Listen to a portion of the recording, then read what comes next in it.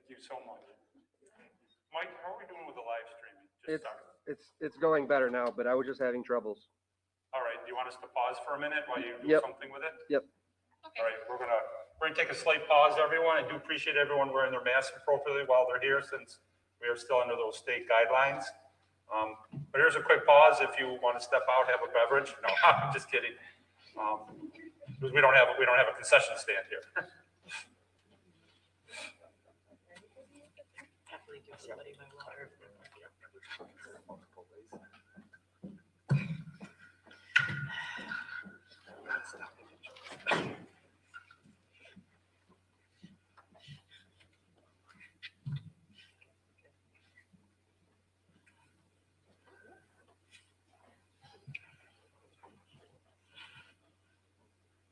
He's gonna give us a thumbs up when he's ready, right? Yes, I'll give you guys a thumbs up. Okay. Done. All right, we're all set to begin again, so thank you. Hope you had a great little recess there. All right, and with that, I invite PLC and it's Dominic to give us our presentation on the strategic plan. And Dominic will have guests, members of the PLC. So as we thank the board, I'd like to thank everyone that's here in attendance with PLC, or sorry, the citizens and everything that worked with PLC, and the ones that aren't here too for all their hours of dedication for what they did. We have 3 different task forces, and then we have the core team. So there are 4 different groups, and some are on multiple ones of those. And really, the projector remote's right next. Sorry, Doug. The projector remote's right next to you. Okay. It's up behind. Yeah, it's behind. Gotcha. You know, I learned over 20 years as a director of technology that when I'm up here, there'll be something wrong with the technology. So, that was fun. Here, I'll see if it's coming on. I gotta move There you anyway. go. And I think I should probably move anyways, just so my head's not in the way.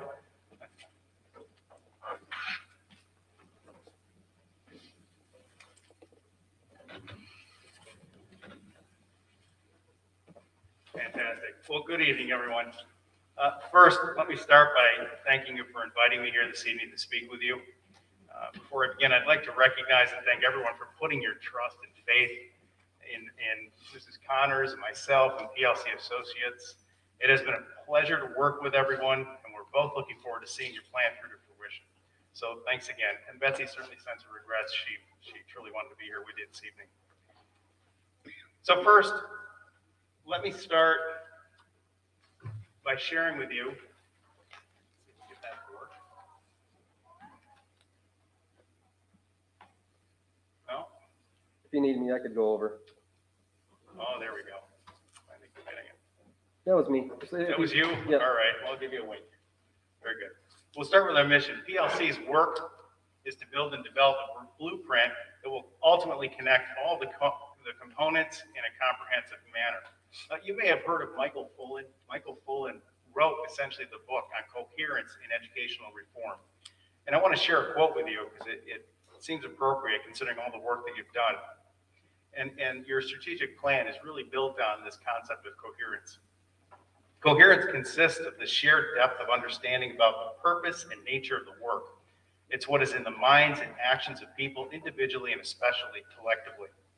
Aligning all the factors, especially everyone in your learning community, their thoughts, concepts, and collectively their vision, which we will most certainly discuss, was essential throughout this process.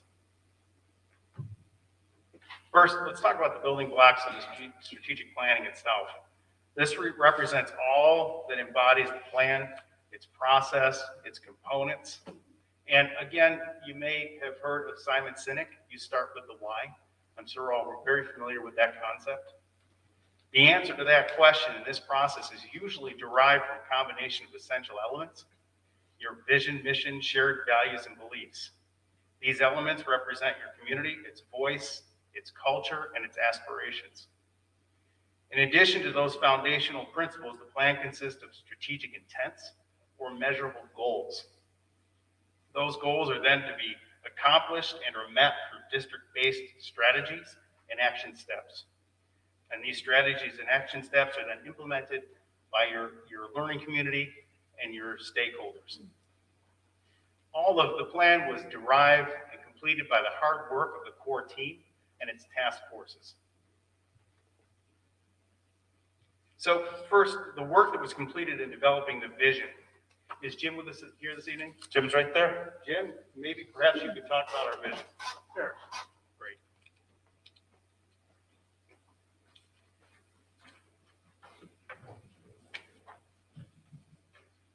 When it came to the vision statement, everyone had extremely strong beliefs and opinions and things that were important to them. We believe that a community or a group has no greater responsibility than that to the next generation and to prepare them for success. And so with the vision is us telling the world who we want to be and how we want to be perceived. And we took that very serious. There was plenty of discussion, debate, emails, and phone calls. I believe this is the seriousness that we all felt with this charge. But through it all, through the debates, there was always great respect. I don't believe anyone surrendered their beliefs. We all worked together and came up with a vision statement that we all can be proud of. It starts on who I believe we are. Iroquois building on tradition. Tradition is very important to the school, the community. It's something that we honor. And good traditions should be brought forth and improved and enhanced to encourage all to excel. We did not want a school where we want to be average. We wanted our students and community to outperform. Sorry, with the mask. To outperform, to do well, and be superior to their peers in other schools around them. Innovation. The world's going to continue to change, and our students need to be prepared for that. And we wanted to have a dynamic school environment that fostered innovation and brought it to fruition. Inspiration. It was kind of twofold. Our classrooms, our schools need to be inspirational. No one's going to thrive in an environment that lacks inspiration. We also felt that our students and our community and our schools should be inspiration to others. And then inclusivity, which is very important. Every student, every community member, every teacher, every parent, every administrator deserves an environment where they feel welcome and they feel free to express themselves and grow. And that was really kind of what took a better part of a year and many hours to arrive at. But at the end, I feel that everyone agrees that we're very proud of the work we did and the statement we came up with. So, thank you, everyone. Thank you, Jim. Thank you. And just to remind the board too, this is where you're being presented to it. There were some board members on it. We'd be looking, eventually the board will have to adopt the whole strategic plan, vision, mission are part of it. So if you have questions, please be sure to ask as we go through this presentation so you're well versed in everything you need to know. Fantastic. Thank you, Jim. Welcome, mission. Your mission statement, the reasons why, it really expressed the reasons why you exist. It's your purpose and truly your action statement. And again, like the vision statement, this was derived over a year's worth of work. It was hard work. There were discussions, there was dialogue, and quite frankly, there were arguments. But that's okay. That's how you develop and you grow and you come together. But ultimately, this is the culmination of that work. So the Iroquois Central School District will provide academically challenging, relevant, personal learning experiences in partnership with parents and the community. We are committed to an engaged and inclusive approach that encourages innovation and creativity, preparing students for success in an ever-changing world. Lastly, your values and beliefs. This was interesting. I will share with you that Mrs. Connors and I, as we went through the process with you, what didn't surprise us was that this was the easiest of the three when they came together. You as a community do have a very powerful shared set of values and beliefs. And that's what helps drive the development of both mission and vision. Those are supposed to be difficult to come together with, but your shared values and beliefs are who you are.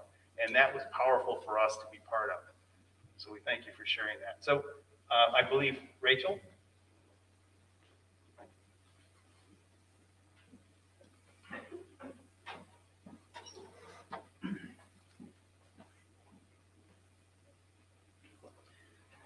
So being part of this committee was, as everybody has said, it took a lot of hours. We had a lot of discussion about the importance of everything that we came up with. And The beliefs were discussed. They were discussed again and again and again and again.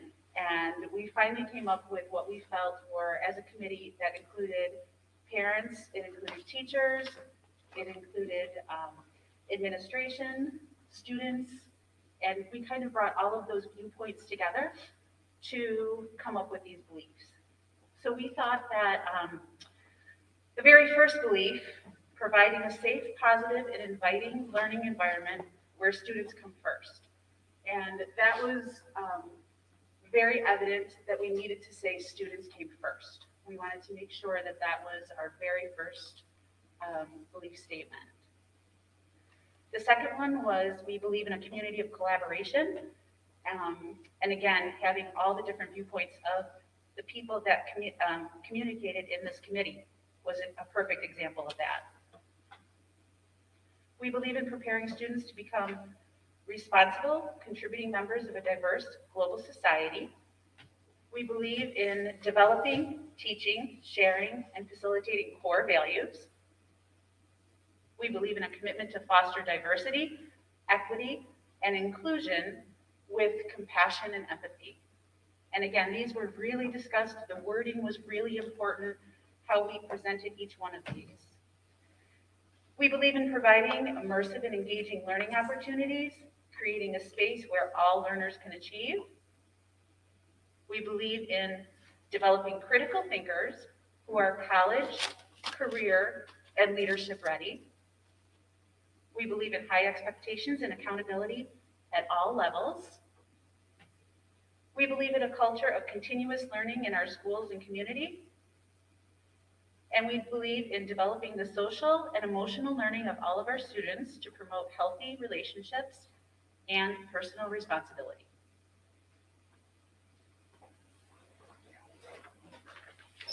Thank you, Rachel. So one of the questions that comes up about developing the plan is how did this information come about? How was the plan developed and how was the data gathered and what was the data that was used to help the core team and the task force come to the work that it created? And so one way to explain that is through our data triangle. So I'm sure many of you were involved in this process because it started with surveys. Our family engagement survey was part of that. Our community engagement survey, the school performance scan, and so on. And also, the next slide, if you would. Also, the part that Mrs. Connors and I took part in and thoroughly enjoyed were your focus groups. We had an opportunity to speak with all of your stakeholders, including your students and teachers. And this is where both of us, learned a great deal about your culture and who you are. And this was a very rewarding experience. So this is where we gathered the data that could be shared with the group in creating the plan.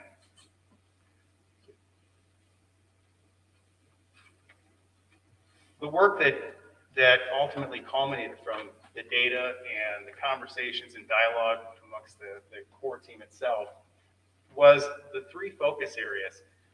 This was, again, a long conversation, a great deal of work, and a great deal of dialogue to come up with areas of potential growth and where you as a community and as a district wanted to focus.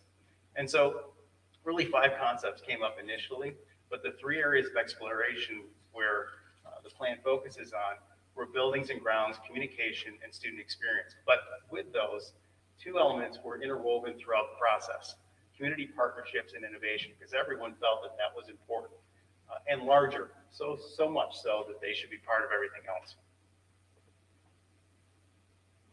The task force, so aside from the core teams, the work that the task forces conducted was essential.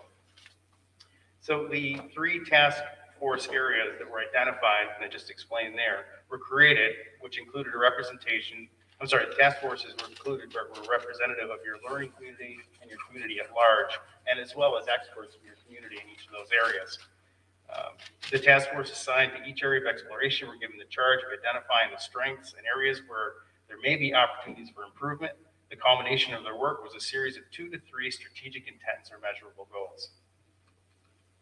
So the task force, as you can see, these are some of the representatives that took part in the task force work. And Betsy and I acted as sort of the guides on the side, and you can see how the task forces were arranged. So facilitators, timekeepers, recorders, and they did the work in deciding what would be the actual measurable goals in those areas and what that work would look like. So we'll start with each of the areas, and again, we have representatives from the community that can share their experience in each of these task forces. I believe we have, let's see here, Alexis. Very good.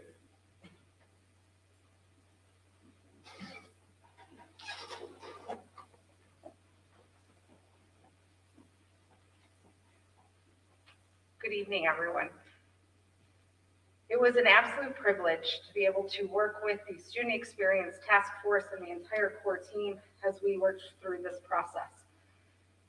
It created what you're about to see here, some truly tremendous strategic intents and goals for our district as we move forward that as an administrator in this district, but as an educator, gets me excited every day to keep coming back here to Iroquois and continue to do the great work that has been going on and now will continue with these incredible directions. Certainly, when we embarked as a task force on the student experience, it is a vast umbrella, and many of us could say it's the heart of why we're here and get to do what we do every day for this community. And with that in mind, we had a very important task of how do we narrow down and how do we focus on and choose those three or those goals. And so we, through much discussion, through a lot of rich discourse that talked about the data that was shared already and that shared or reflected on best practices and reflected a lot about innovation and community partnerships and where do we want to go for students as a team, we derived at these three strategic intents. Each strategic intent has some specific strategies. I'll just highlight some key parts of those, but I think strategic intents are the focuses for us tonight. The first is by 2027, 100% of our K-12 students will have access to high-quality, multi-tiered system of supports, or MTSS, Tier 1 instruction, Tier 2 supports, and Tier 3 interventions. And this is inclusive of both academic and social and emotional learning. And with this intent, we want to focus on communicating with the community about the MTSS model. We want to continue to provide rich professional development for all of our staff at the K-12 level so that this approach using the MTSS can be implemented for our students. The second strategic intent of the student experience is by 2027, 100% of our K-12 students with support from the staff will develop, monitor, and celebrate personalized goals with specific action steps. This intent, as we crafted it, was incredibly dynamic because it's getting to how do we personalize in a public education system? How do we support every single child as they come through Iroquois schools from kindergarten through senior year and graduate across our fabulous stage, that they have had personalized goals and a personalized approach with their education in mind. And so with this, the focus as we work with strategies and how to implement this is going to be on implementing goal-oriented practices, being reflective on the school culture that reflects that growth mindset, goal-oriented practices, and celebrating goals.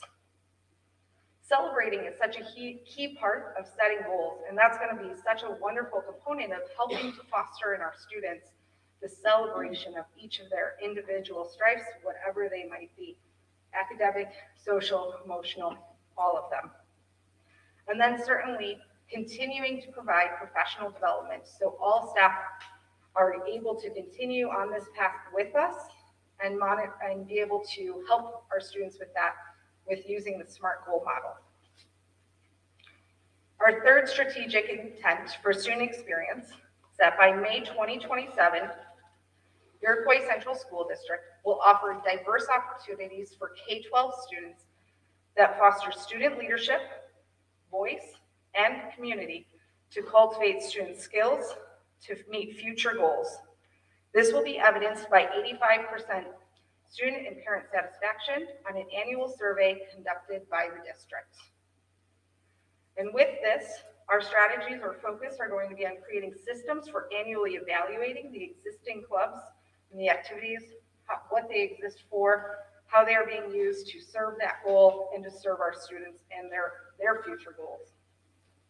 We want to empower students, continue to empower students to advocate for themselves. This is an incredible piece of this, because what we're saying is that on a year-by-year, case-by-case basis, we want to empower our students, whether they are in kindergarten or third grade or seventh grade or senior year, as we actually have seen recently in the high school, that they can speak up for the clubs that they want to see, the activities they want to participate in, and help them to advocate for that group or that experience for themselves. We want to foster community partnerships as a key component of this. And we also discussed that we want to make sure that these clubs exist at all levels, and especially that we take a critical look at the K-8 levels so that all students are affected by the opportunities or presented with the opportunities of these rich experiences through student leadership, student voice, student community with clubs activities. Student Experience Task Force was an incredible team. Like I said, I feel very privileged to have been a part of it. I'm very thankful for everyone who contributed to it. And I look forward to the work we're going to do together. Thank you very much. Thank you. Buildings and grounds, Dean?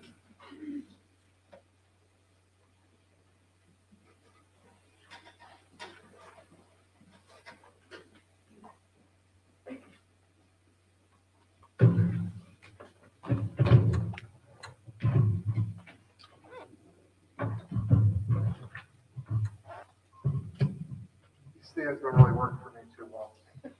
So rather than slouching over. Good evening, members of the board. Proud to report out on buildings and grounds and the task force and the work that we've done starting last school year, going into the summer and into this school year. Very pleased and honored to be able to continue to do this work for the best interest of Iroquois, for the district, for the community moving forward. We had a very diverse group of individuals that were part of our task force, from parents to teachers to local community members that own construction companies, people that were very much vested into Iroquois. And through our work through buildings and grounds, we had a series of meetings that to help establish our current strengths, our weaknesses, our opportunities, and our threats. From those meetings, we started to develop a wish list of items that we could purchase, or items that we'd like to see in future projects, or items that we'd like to see be purchased through yearly budgets, okay? That garnered a lot of discussion, and from there, we developed 3 strategic intents. And these intents go above and beyond developing ideas for capital projects, but to also give focus to the why, as Dom said earlier. The why is when it comes to buildings and grounds. The first strategic intent, by 2027, Iroquois will develop, share, and implement an action plan based on a critical analysis and review of all structures and spaces district-wide, determining what is the best interest of teaching and learning, as well as the overall student and staff experience. So this first intent mostly is to keep buildings and grounds relevant when it comes to the best practices of teaching and learning, the best practices of athletics, and also the best practices when it comes to sustaining the buildings for the future. What's most cost effective when it comes to energy consumption and items of that nature. So some of these strategies would be part of create a district committee to focus on space utilization, determine best practices, and creating the most dynamic and innovative instructional spaces, and communicate the findings to all stakeholders. So this is the type of intent that would be ongoing, meeting regularly in order to keep people involved, but also giving us the best knowledge and data when it comes to making decisions for capital projects and purchases that would be part of yearly budgets, as I said earlier. The second intent is to develop systems that will continue to make our buildings and grounds more permeable to our community members. A major part of our discussions within the task group was to hedge our way into student experiences and hedge our way into communications, which were the other 2 task forces. You can do a lot when it comes to buildings and grounds, but going back to the why and back to the overall big picture of the strategic plan, we thought it was very important to incorporate student engagement, student experience, and communication as part of buildings and grounds. So by 2027, Iroquois will expand and encourage access to and availability of buildings and grounds, keeping the community at the heart of our Iroquois family. And that goes back to the idea of tradition and the fact that we want our communities to use this campus as their community center. Success will be indicated by a minimum of 85% of respondents to the annual district survey who agree strongly with the statement, community members feel welcomed within school district facilities. As I said earlier, this is our attempt with systems, with programs, in order to make our buildings more permeable, more alive, more welcoming. I believe they already are at that level, but making sure that we're tapping into the community and enabling the community to use the buildings before and after school hours. Some of those strategies would be gathering data on current access, analyze the needs of the community, and develop appropriate action plans. And the third one, develop a team to determine the feasibility of creating a community center on the Iroquois main campus. The third experience, also going back really quick with the last one too, is that when you're doing more when it comes to community education, the input when it comes to community education teachers would help develop ideas when it comes to capital projects and purchasing for the district, okay? There was an example that came up in one of our meetings when it came to a community project when it comes to sewing. Well, where on campus can we house a sewing class for community members? That would be an example of engaging our buildings and grounds for the entire community. The third intent, talking about real world and future experiences for our students to prepare them for the future. During my time here at Iroquois, a big thing was making our students college and career ready, making them be ideal graduates for a growing workforce, and to make them marketable for the future. Well, we want to make sure that our buildings and grounds and our workspaces are established to prepare kids for the future. And that, by 2027, Iroquois will develop spaces to prepare students for future careers and real-world experiences. Success will be indicated by a minimum of 85%, and respondents to the annual district survey who agree strongly with the statement, our school provides locations for students to participate in a learning environment that aligns with higher education or workplace settings. One prime example of this is that prior to COVID, during the 2020-2021 school year, we were having a lot of discussions on how we wanted to redevelop our classrooms within the high school. One major initiative that we had at the high school was project-based learning. And rather than outfitting all of our classrooms for project-based learning and making more type of spaces where it would be cooperative group, what we did was we trained our people first, got them understanding the best practices when it came to project-based learning, and from there, the teachers started asking, okay, we need to start changing our classrooms to be more 21st century relevant. That's the type of discussions that we would want to have when it comes to buildings and grounds moving forward. So that being said, strategies would be establish a community to research, analyze, and determine the next steps of what is needed to create a learning environment that aligns with higher education or workplace settings. Develop long-standing relationships with local businesses for funding and apprentice opportunities for students. So that third intent is really looking for preparing our students in the primaries, the middle school, and the high school, but getting them ready for the future and making them relevant now and beyond.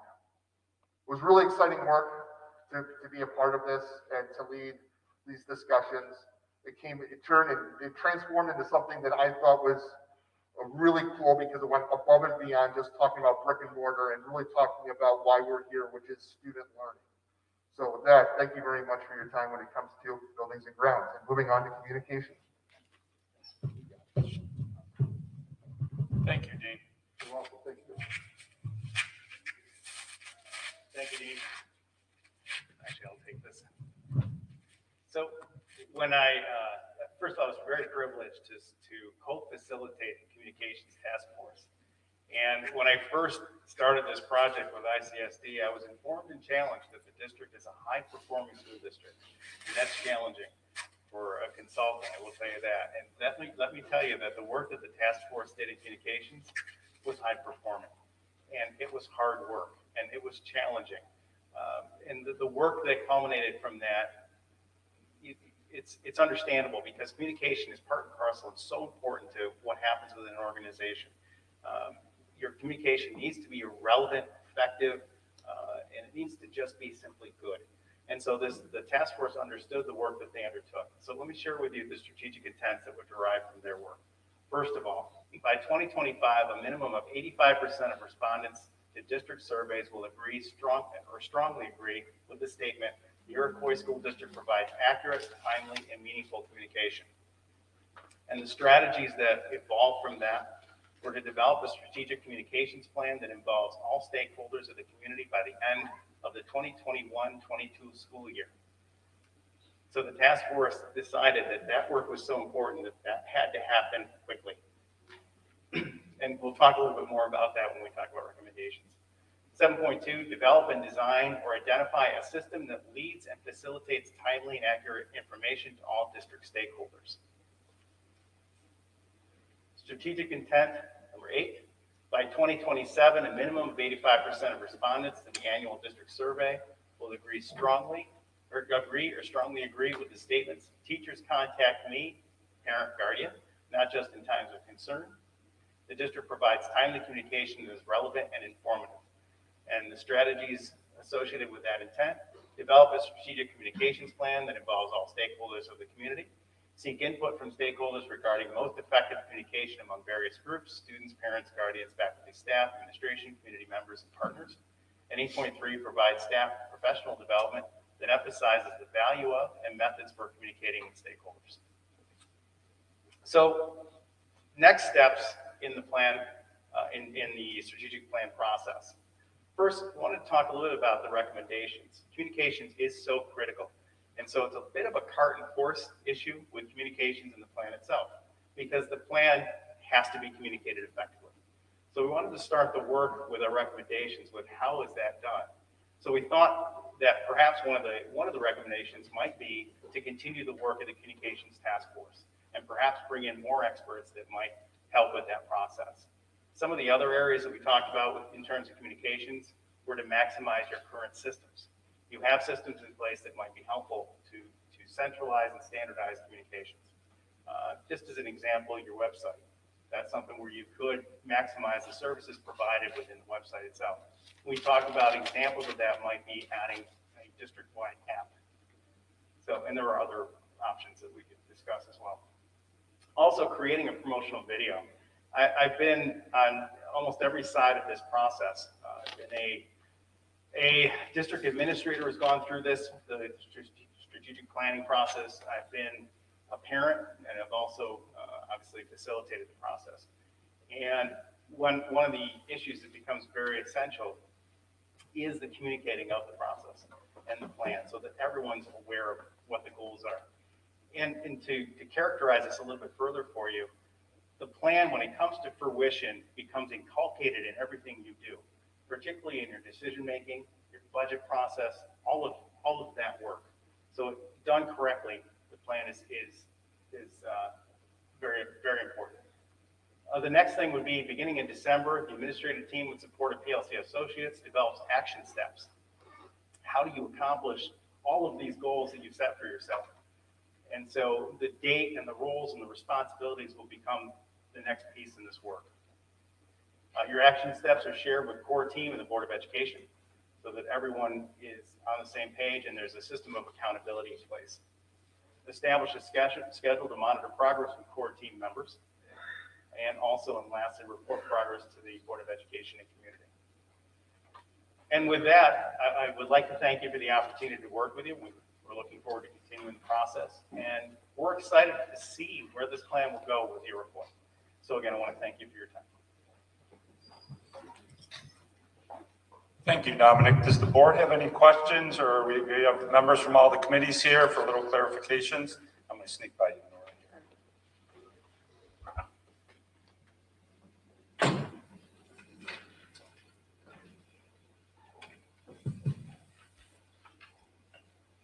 have no questions, and I know that I said that I didn't laugh.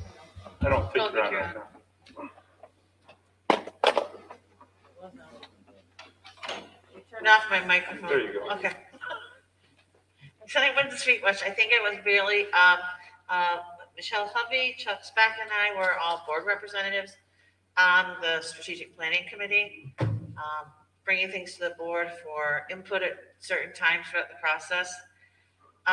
It's a really interesting experience sitting here today and listening to this be presented. It was 4 years ago, I believe, where we started talking about strategic planning and the need for that in our district to meet a lot of the goals that we have of transparency, community input, making sure that everybody all this understands and has input in where we're going. And to see that work come to this point is very rewarding. A lot of people have said it tonight. The process was exhausting, frustrating, exciting, eye-opening, exhilarating. It was everything that 4 years ago when we wanted to do this, I think it was everything we wanted to be. Sometimes on the journey, it was easy to get lost in it. But I think the other thing, when I hear people speak tonight, I want to stand up and give every one of them a standing ovation. Cannot undervalue and cannot thank enough the amount of effort that community members and all of the different stakeholders have put into this.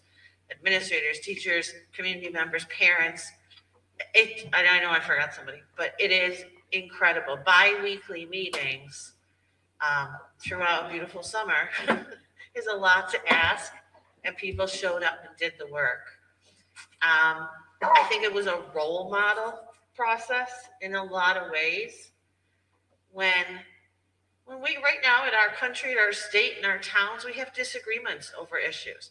We had disagreements over issues on this strategic planning. But I think Jim said it very well when he said, nobody gave up their values. That to me is a remarkable statement to be able to make.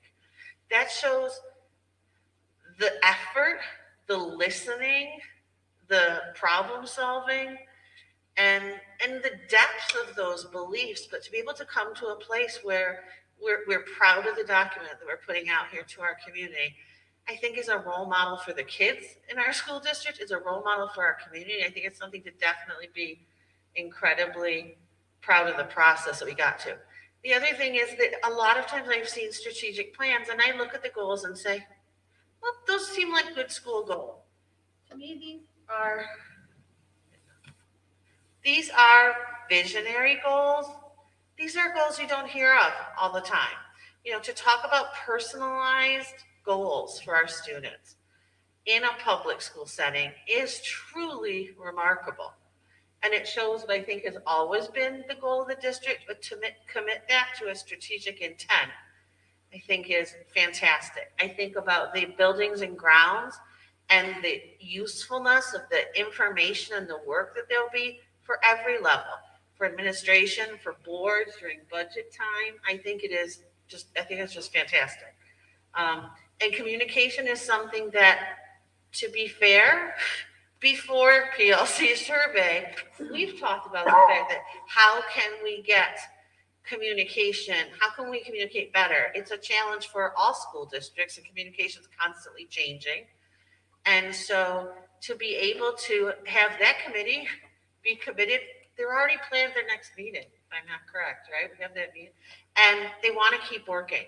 When a whole committee wants to keep working on something, when you get to the end of it, it's been a great process and it's meaningful. So I'm so grateful to everybody, and so the rest of the board hears and everybody hears, it was a fantastic process.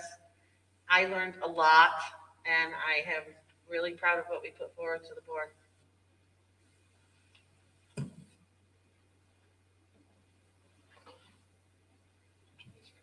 Chuck and Michelle, would you guys like to?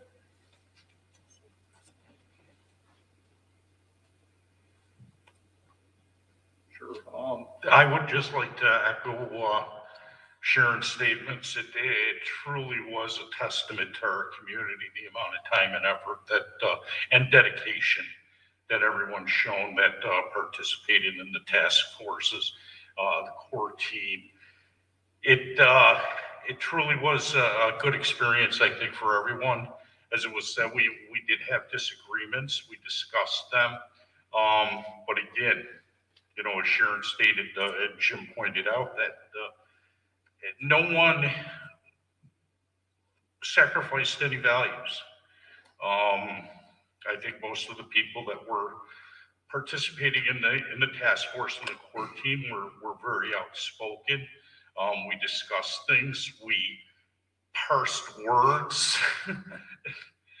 until the sun went down many, many nights. So it was a good experience. The main goal is to make Iroquois an even better place than what it is now for our students, for our community members, and for our staff. And I think this plan will take us there.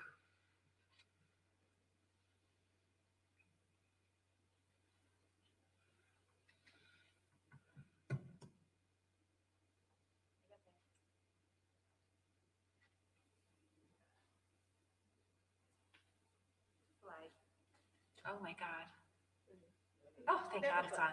Yeah, obviously I was on the communication task force. And I want to thank them enormously because the members did reach out and say that they want to continue and will help design a rollout plan that will probably I can't wait to see it. So thank you so much for being so professional and visionary. And I think everyone said this, and I'm going to be very brief, but as long as we keep the students at the end game, and doing what's best for them, we may disagree on the journey, but we all end up at the right place. So, and maybe even better for the discussion. So thank you, everybody. It was an enormous time commitment, and it's greatly appreciated. Yeah, and really, I want to piggyback on something Sharon said, because over the years of being here, we did have in our vision before about personalized instruction.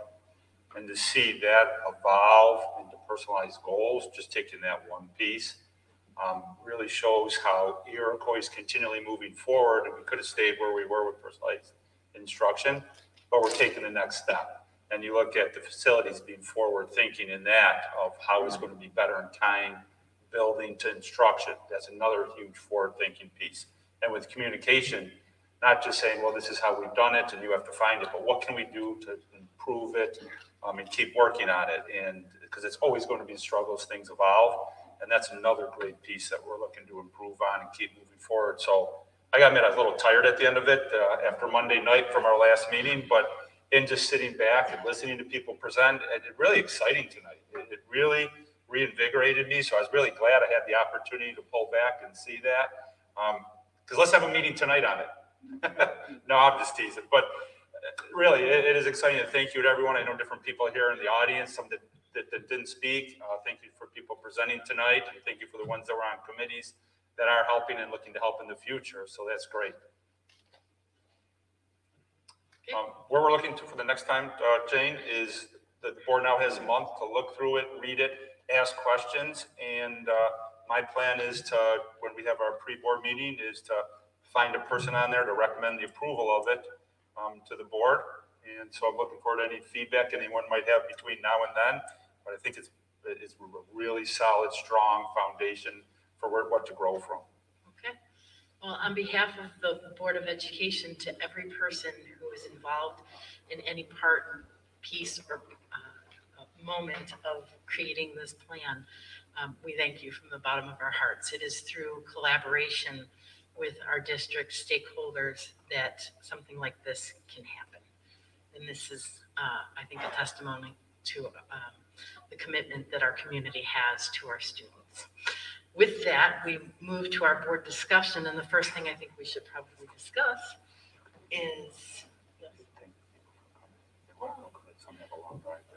okay, I'm being told that I can thank people for coming. Those of you who have a really long drive back, if you want to be excused from our meeting, feel free. We do have some people from out of We town here for understand. presenting of the We strategic won't be plan. offended. But all the community members, please stay.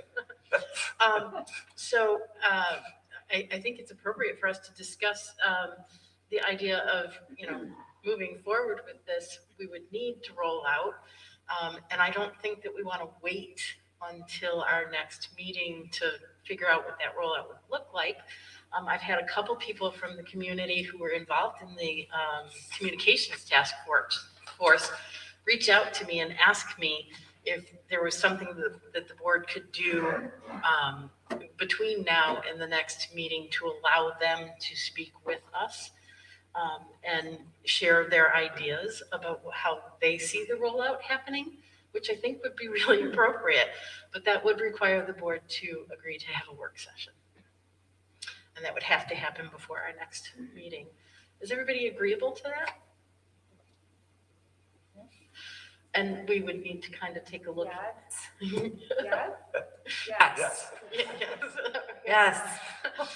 So we would And we need, could do that virtually too.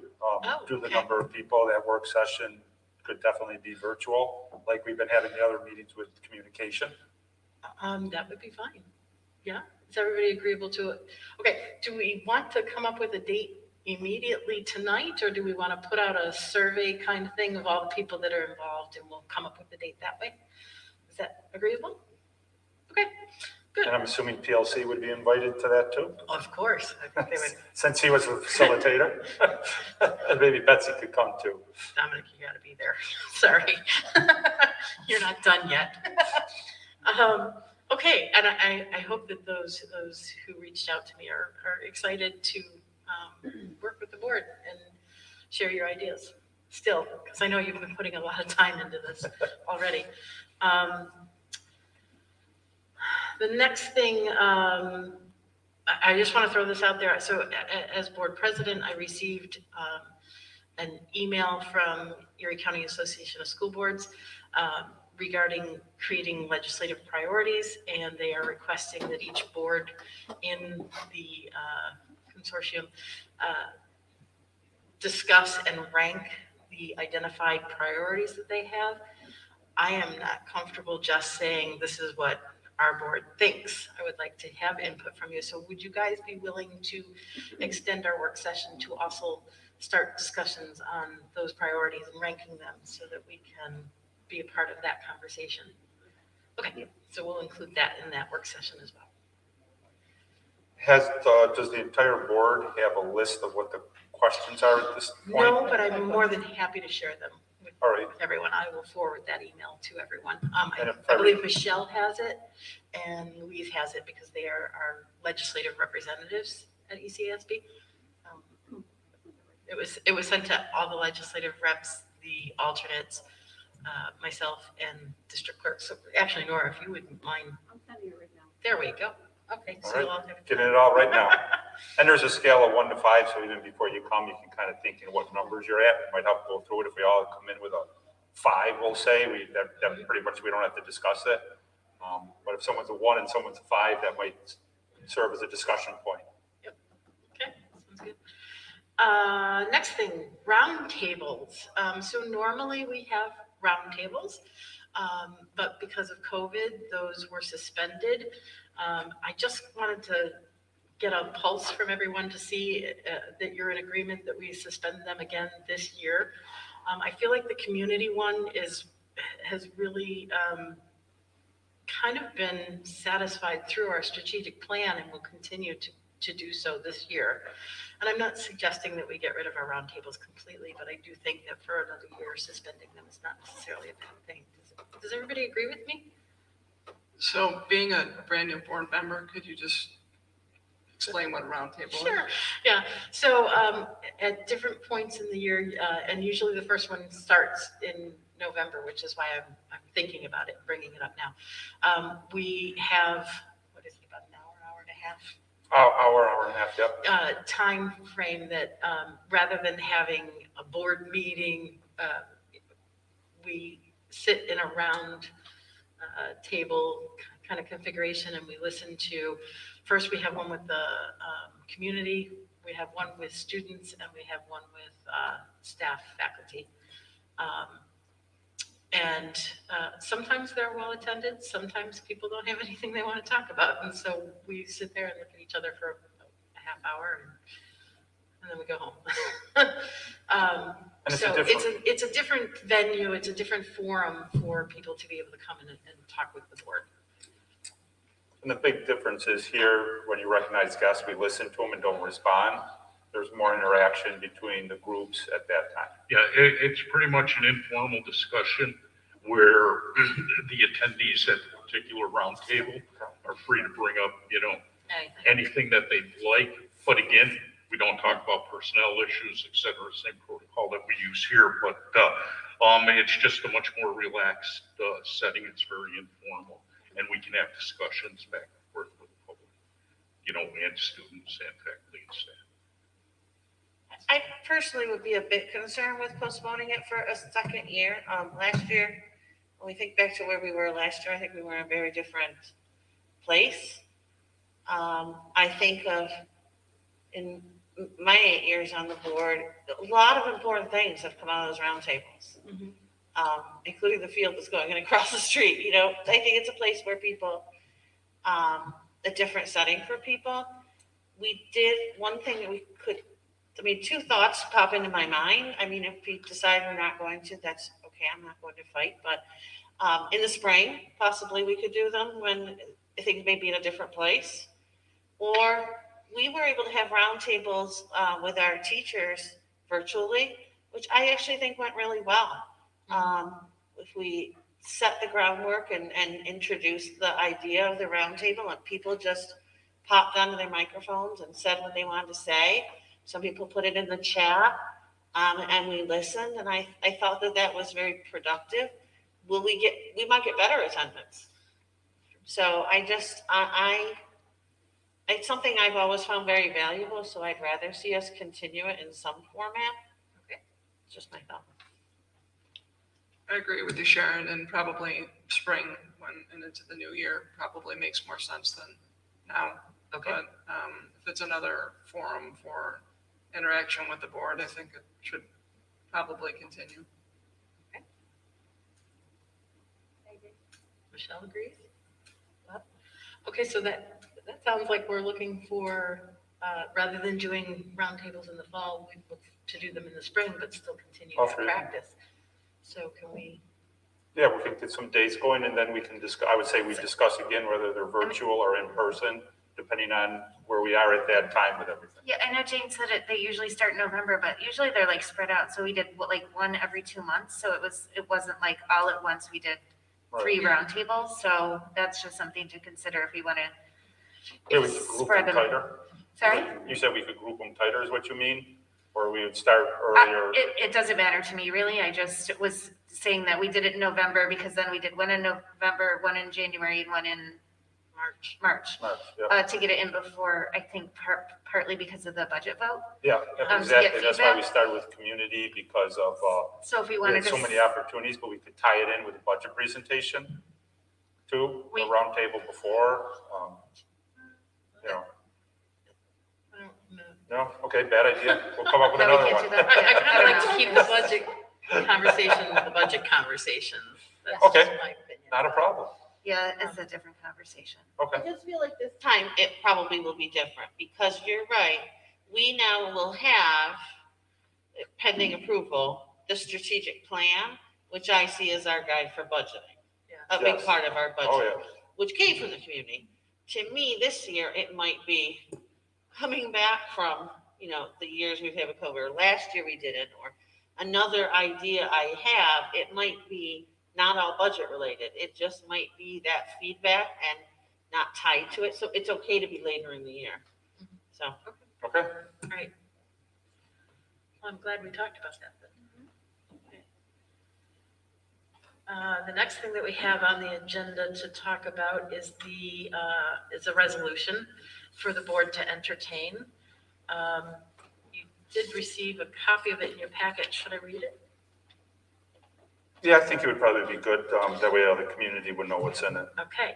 It says, whereas the Board of Education of the Iroquois Central School District recognizes and affirms that in-person education is a powerful experience for both instruction and social development for the district's students, and whereas the benefits of such participation include, but are not limited to, students being less likely to experience mental illness, less likely to experience the type of emotional isolation that contributes to depression, anxiety, as well as self-harming behaviors, and whereas federal and state and local health authorities have used their authority to put into precautionary measures during this public health emergency to address the spread of COVID-19, and whereas the Board of Education has significant public interest in protecting the health and safety of its students and staff and community, and ensuring that the district can provide the staff and students with a safe and effective educational environment that supports student achievement, and whereas scientific data needs to achieve an appropriate balance of physical safety considerations with the substantial mental health and welfare of students,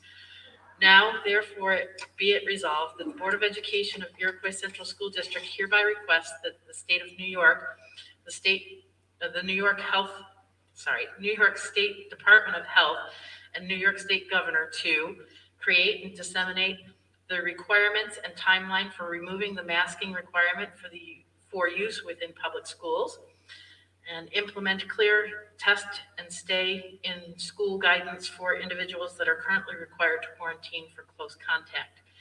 Furthermore, the Board of Education directs the district clerk to send the copy of this resolution to the following people: Monica Wallace, the State Assembly Member; David DiPietro, State Assembly Member; Patrick Gallivan, State Senator. These are all our representatives for the Iroquois School District.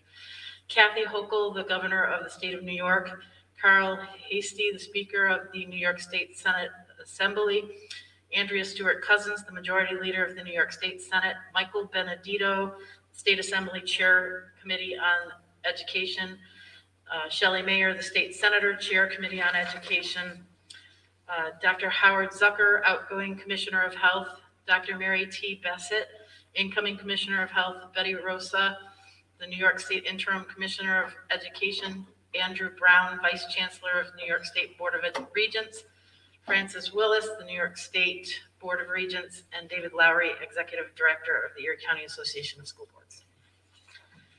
That is the resolution that is being entertained. And I would just say, look, we're going to switch Betty Rosa from interim to the Commissioner of Education, because she's now the Commissioner. Okay. Sorry, I missed that earlier. I would also include on there the Executive Director for NISBA.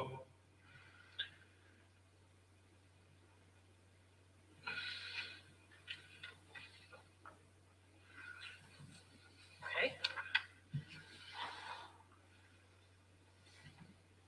I think now we're discussing it. I mean, those are just the names. Sorry to Yeah. pull away just a little bit there. I want to make sure we didn't forget it. But, and I think for true transparency too, in looking at it, NISCUS, which is the New York State Council of School Superintendents, that we might talk about a little later. They have two priorities. The one I'll talk about now, because it's our second bullet, and they just wrote a letter to the Department of Health. I've been working with the state about test to stay in school, which has to do with quarantine people, and I can go into greater detail with that later. I just wanted you to know from a state group, that's one thing superintendents have been working on with the state, the Department of Health for a while, and New York State as a whole. I'm ready to discuss it. Go ahead, discuss. Yeah, as I said at the last meeting, I like the idea of the resolution, and I like the basics of the resolution. There are a couple of changes though after reading over the resolution a little more carefully. We want to always stick to the facts, and our end game here is to have the state come up with some sensible plan and some metrics that we as schools, districts can use to alter the masking requirements within our district, as well as try to keep our as many of our students in schools where they belong. One of the things that I would propose is removing the second paragraph. we want to stick to the facts. And while you read this and you look at it, common sense would tell you, yeah, that's probably true, or that's what I believe. But a belief doesn't make fact. If this information was coming from, say, the Society of School Psychologists, the Association of Pediatric Physicians, but it's just a statement, and there's no facts behind it, and it really doesn't add anything to the resolution. But what I would change then is in the fourth paragraph is where we say, whereas the Iroquois Board of Education has significant public interest. I'm not sure what public interest, what the word public, means there. As a school board member, I have a significant interest in protecting our students, whether I do it publicly or privately. So again, I didn't know how to read, the word public in there. Okay. And also in protecting the health, prior to the health, I would put the physical and mental health and safety of our students. And that's all I have to say on that. Yeah, and then the fourth paragraph, doing the mental health, kind of speaks to what the second paragraph is trying to portray, right? So. Yeah, but we're calling on scientific data to determine that. When I'm talking, when we say health, well, what health? And in the original writing of the document, it seemed that it was important enough to bring up the mental state of our students.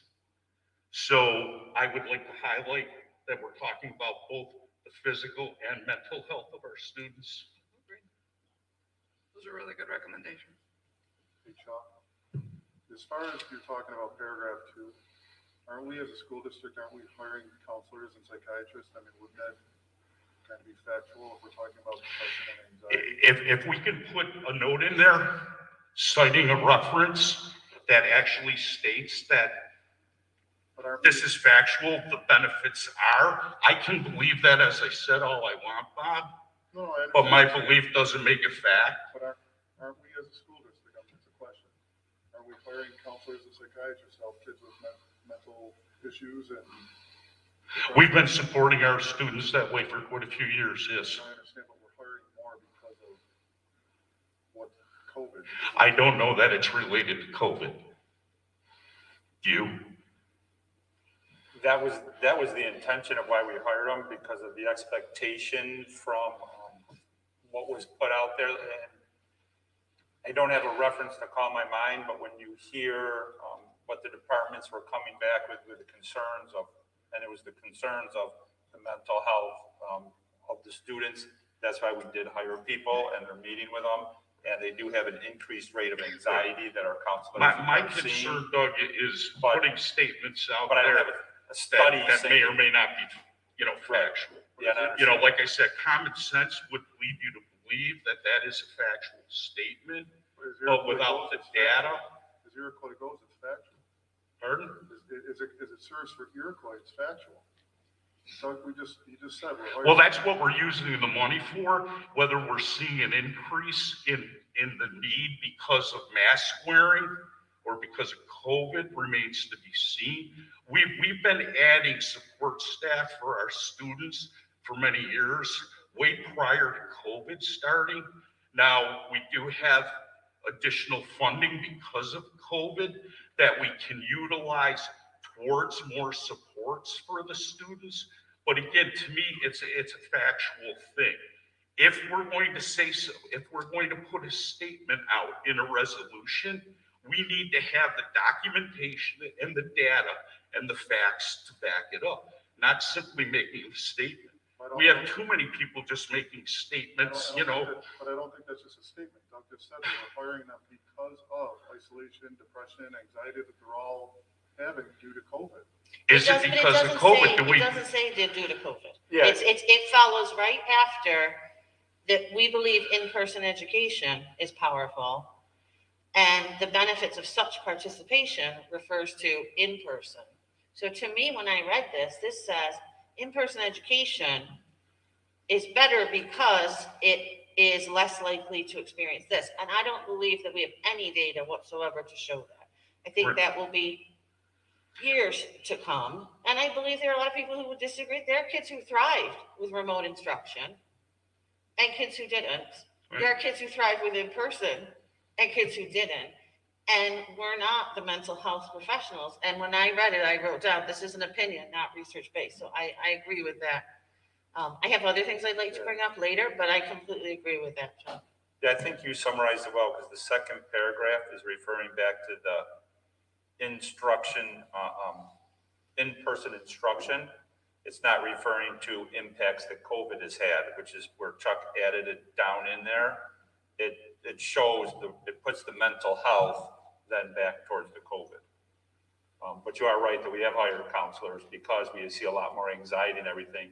But we didn't do a study to do that, or, have data do it. We did it based on, well, I should say, because we did have data, but it wasn't from an experiment where we had control groups.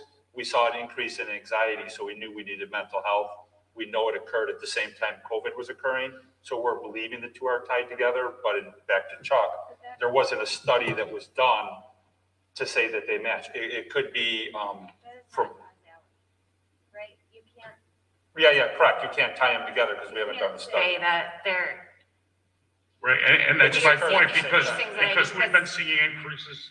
of You know, anxiety of every that year for the past 10 need over years. years. Absolutely, Yes. and that's my See, point. and the thing is, to me, the resolution isn't any stronger or any weaker by including it or Correct. excluding it.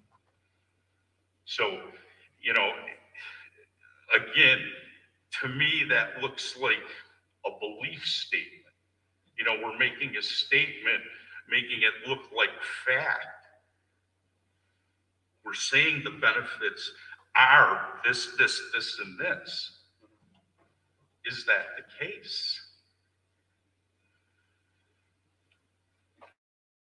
Common sense would say yes. Right. And I But think, I want to be very factual in what we put out. and I think also going back, I'm trying to think of a case because we always said, like in different messages that have been come out, we always said Iroquois believes in-person is. We don't say it's a fact. We say Iroquois believes in-person is the best Right. method of instruction, or is a primary method. Because like Sharon said, some kids thrived with the online learning. Their scores went up, the grades went up, and everything else in their attendance. I have a more basic question. At the last meeting, when we were asked if we would consider a resolution, there was a request if we would consider it, and we said, well, let's see it written. And then the last thing we heard is that no one volunteered to be part of a committee. And apparently there were volunteers, but this discussion, we don't know where this came from. It So came- Well, actually, as a board member, as a part of this board, I think we should all have known that this was, because the last communication we had was, no one is participating in writing this resolution, and then we see this. So I have a question about that. so the last board meeting, we said people that were interested in contributing to the resolution should contact Nora. Okay? And for people that were interested, i.e. myself and Jane Sullivan, drafted the resolution. Okay, but we don't know that. Okay, communication gap then. But we knew a resolution was being drafted. You didn't contact Nora, so That's not true. That's not accurate. That is not After, accurate. between the last meeting and when you and Jane met, I did put out a Friday memo saying no one has met yet for it. Yeah. And then you guys must have got together after that. yes. That's not what you said, Doug. I'm sorry, but you said no one came forward to be part of. That is correct, Michelle. Correct, when I sent that He back, sent out that a was memo exactly where we were. saying that Right. nobody had reached out yet. But Heather reached out to me and said, does that mean that this is over? Can we still write one? I said, we can still write one. So at the time that Doug wrote the memo, it was his impression that no one was getting together to write one. but Heather and I sat down and wrote one anyway. And then we submitted it to Doug. So do you feel like you didn't have enough time to review it, or did you want to? No, I feel like that this is. We did exactly what you asked. You said if you want to have us entertain one, we need it in writing. So we created it in writing. Okay, I think one of the most fundamental questions to me right now is even further back. Based on Kathy Hochul's open meetings legislation yesterday, resolutions are specifically listed as needing to be posted and available 24 hours a day to the public for review, for discussion of the resolution. And I'm guessing, I'm not going to take your words away from you, but I'm guessing that there's a question of whether that, okay, that was yesterday, that was 24 hours. Okay, I get that. Mhm. But ethically, in the spirit of that idea, and given the fact that we're starting to have a lot of conversation about what's in the resolution, one suggestion I would have is that we do that at the next meeting, that we have posted this for public input. And that's because as we're starting to talk about things, there are things that people have concerns about. And as a board, our job is to represent the community. And in order to represent the community needs to see this and have input also. So that's one concern I have. My second concern is also a big picture. As I read this resolution, I had a lot of lack of clarity in the purpose of the resolution. Let me kind of go through what I mean by that. At the last meeting, you're right. It was said that a board member had wanted a resolution. 3 things were brought up as examples of what we might address in the resolution. The first of which was that consistency among mandates, and the example was the parent watching the football game and the student on the bench. The student has to wear a mask, the parent doesn't. And I said, all right. Shut Someone down leaned, the whole place. someone leaned against the lights in the back, I think.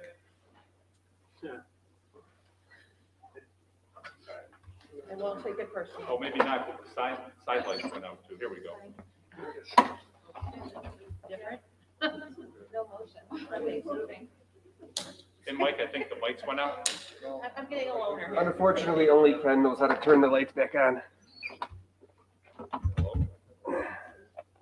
Yeah, I like the Is better. this up? Or in the dark? It's green, but now is it up? No, I think They gotta go to the switchboard, I think, to do it. I don't lose my train of thought. I do. I do have a train of thought. I remember where you were. You were at points at the last board meeting. Yeah, I was right here. I did write it down.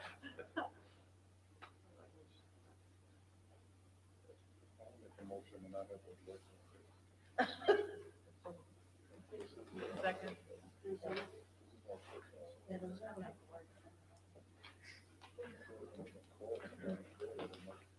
But then also remember when you're in course and like people start talking like, oh, it's from the voice.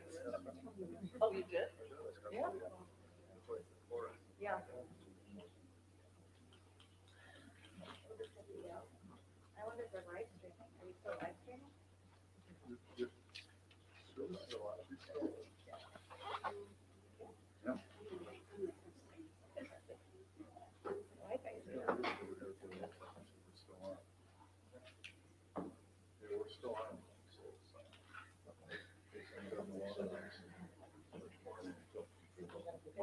Yeah. Chuck is offered to tell us a few jokes while we wait.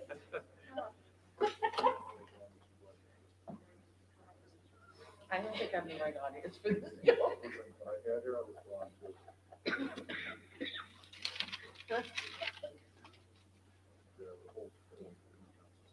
Sharon, just use your teacher voice. Hey, Oh, there we go. Here it comes. There we are. There we are. Hello? Hello? Yep. Hello? Yep. Bob, you got your favorite lights back.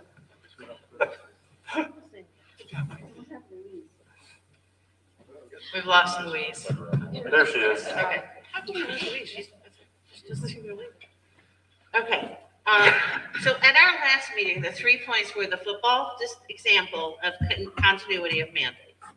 To which I thought, okay, this is worth talking about and like discussing this idea. The second one was a point that people felt that the state should make control local. The decisions, I think some of the things were, decisions are being made about things happening 8 hours away that are affecting us, which isn't actually true because the decisions are coming out of Erie County. But that was what we wanted, local control. And that masking the idea that masking was parent choice. And why we asked for it in writing was to get clarity amongst the widespread of those things. So even our minutes, looking back at our minutes from last time, said that the resolution would address consistency among mandates. Worded probably better than I'm saying it. It was written, I opened it to read it. It's completely not what I expected it to say. For a couple of reasons. Probably the most glaring to me is where it says now, therefore be it resolved, that the Board of Education of Iroquois is requesting that New York State Health Department and New York State Governor set the requirements and the timeline for removing mask requirements for use within public schools.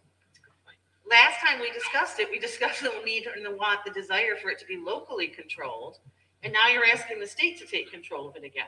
That doesn't match to me whatsoever. When I have a question, when you say local control, what do you mean? What are I you didn't referring say to? it. It was what we discussed in the last meeting when people were saying these should be county-based or town-based. I wasn't sure. Well, I think what we were talking about at that point in time, Sharon, was what the masking requirements would be for different areas of the state. But now Okay, you're asking the not state. that school boards would want the local control. I don't either. But certainly what I heard, not what I was saying, but what I was heard, and I went back and rewatched the video to make sure that was what was being said, was that people didn't want decisions being based on things happening in Long Island, but more county. And we did start to get into a little bit of discussion about that. And yet this is now asking the state to make a decision about something for the whole state. So to me, those two things contradict each other. We can talk about that later. So that was surprising to me. Another one, there was no discussion in this about continuity of mandates. That whole first one that I thought, yeah, this is really worthy of discussion, was why are some regulations, the one for parents. Why does a child on the bench have to wear a mask if when we say they're outside, they don't have to wear a mask? Like, those are valid questions. None of that is in here.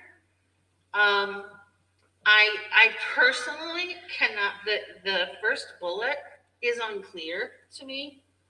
We're asking the state to give requirements. So I'm assuming percentage rates of infections, things like that. I don't know though. And a timeline for removing masks, which is something that everybody has wanted since March 13th, 2020, and nobody's been able to give. It seems to me like a complete flip-flop from what we've supported since day one, which was look at the science, use the science to make the guidelines. Now we're saying set a date, set a percentage rate, and how can we possibly do that when we don't know what variant will come? We don't know how many how many students will be vaccinated if they get a vaccination. We don't know that yet. So we can't possibly, we're asking, first of all, the state to set an arbitrary deadline that I think it would be remarkable for them to ever be able to meet. And then we're going to be upset when they can't meet it. I think it's very unclear. And the journey we've gone on to get here, I don't know what we want, or what people want. The second one, Doug, your explanation makes that make a little more sense for me. And in fact, I'm interested in learning more about the test to stay. But test to stay in a bigger capacity too, because I've heard it used in a lot of different ways. I've heard it used when a child is sick at school. Can they test to stay in school? Is it to do with quarantine? What is it really to do with? So, I mean, those are some of the things that stood out to me. And again, to me, it seems to question the existing procedures we've had, that we have supported. And lastly, for over a year, we have reaffirmed that this isn't our lane. It's not our decision about masking and not masking. That's Doug's and the administration's. And that's been clarified with NISBA, that's been clarified with with Erie County School Board Associations. It's not our decision. Our decision and our role as a school board is whether we support Doug in doing it, whether he's doing an appropriate job of following the mandate, advocating for our kids, being on those committees, which I think he is, and we have said several times. I don't think he could be on more committees for this. So I feel like this says we want to completely change what we've been saying all along and have the state just make a decision. It really does not resonate with me. It's certainly, I'm not opposed to a resolution. I'm not opposed to a resolution with lots of different things in it that I think that could be improved. But this just, when I read as a definitely, I don't have clarity in what we want. It doesn't read as a powerful one, in my opinion. And you know, hearing you say and everything, it's funny because you read it, and I read it once before, and I read it again. When you say some of the things, I think that's exactly what we're here to do, is to get those bullets in there and have that discussion for what would make sense. And the one thing why it looks like it's going to the New York State Department of Health is because recently Erie County said that they are following New York State Department of Health, so that's a change. So in that case, as you talk about local control, that's something you could put in there too, of the state allows local Department of Health to make decisions based on town concerns. You know, I'm just making this up right now, just to try to parallel something you were saying, not to give ideas.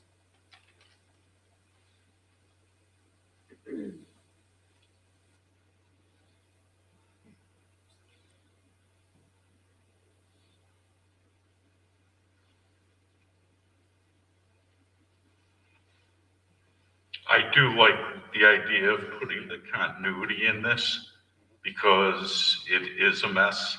It has been a mess for 2 years, as far as the requirements go. Is basically, I think the way I read it, and perhaps we need to stress this more, it needs to be the health departments, those people that went to school for this stuff, to be making those decisions. Not Doug, not us, not the governor. Should be the health departments. And if we're looking at local, if we don't have enough belief in the state that they could come up with metrics that say if your area reaches this, and whatever it is they come up with. I think as far as local, what I'm opposed for is the state to continually make decisions like they may be, but everybody needs to do this, okay? We did go through the red and the yellow and whatever orange phases, you know, back in early. So in my eyes, they are willing to disseminate, yeah, you know what, there are differences in their different areas of the state. And I would hope that the requirements that they place on us would also reflect that. I don't know that I need the Erie County Department of Health to try to contradict the state, you know, and overrule the state. But as long as they can make a differentiation between different localities and what the metrics for COVID are within that, I'm satisfied with that. I don't need every single health department, you know, in every county of the state to come up with their own. you know, and hearing what both you're saying, like even with that first bullet,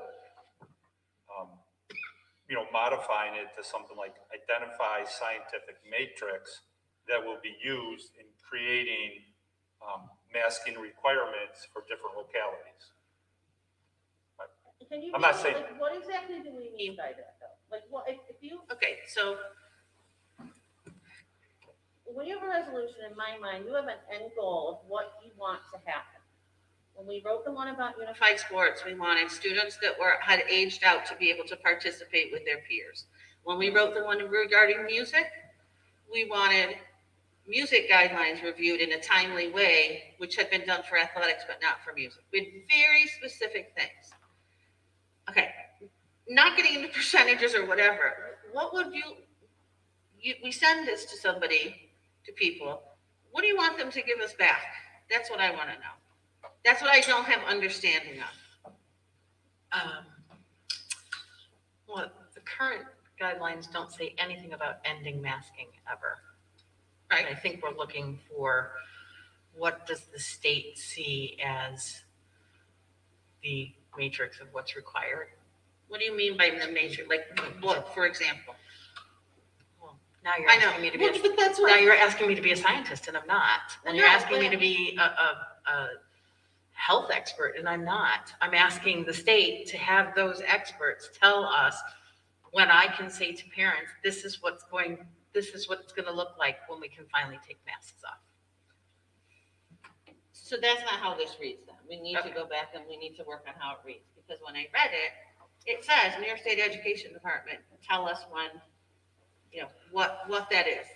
And what, and also when. That's because I don't want to tell the state, this is what I think it should be. I want the state to say, based on scientific data, on transmission rates, on, you know, all the things that the health experts look at, what does it look like when we can finally take masks off? Okay, and that's not what it says to me. So that has. So it needs to definitely be reworded. And then on the second point, right? So right now, if a kid is exposed to somebody that had COVID on the bus, they have to go home for 10 days.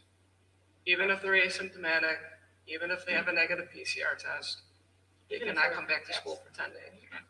Or not if they're So- vaccinated. Not if they're Vaccinated individuals do not quarantine Which- unless they have signs or symptoms. That doesn't make a lot of sense to me, but I don't want to go there. So, you know, there's students that have back-to-back missing 20 days. They have 10 days of school that they're missing. They come home, they come back to school for a day, sit next to a different person that has COVID, and they have to go back home for 10 days. No symptoms, negative PCR test, and they can't come back to school. And these are kids that are struggling, and people are going to continue to struggle. So the second bullet, I agree with you, Sharon, it wasn't talked about at the time a month ago, right? Because we were just kind of starting school. But allowing people to come back to school, if they're asymptomatic and they have a negative PCR test, would be huge for our district, because kids are going to, okay, so maybe both need to be reworded. And that's what the second one was intended for.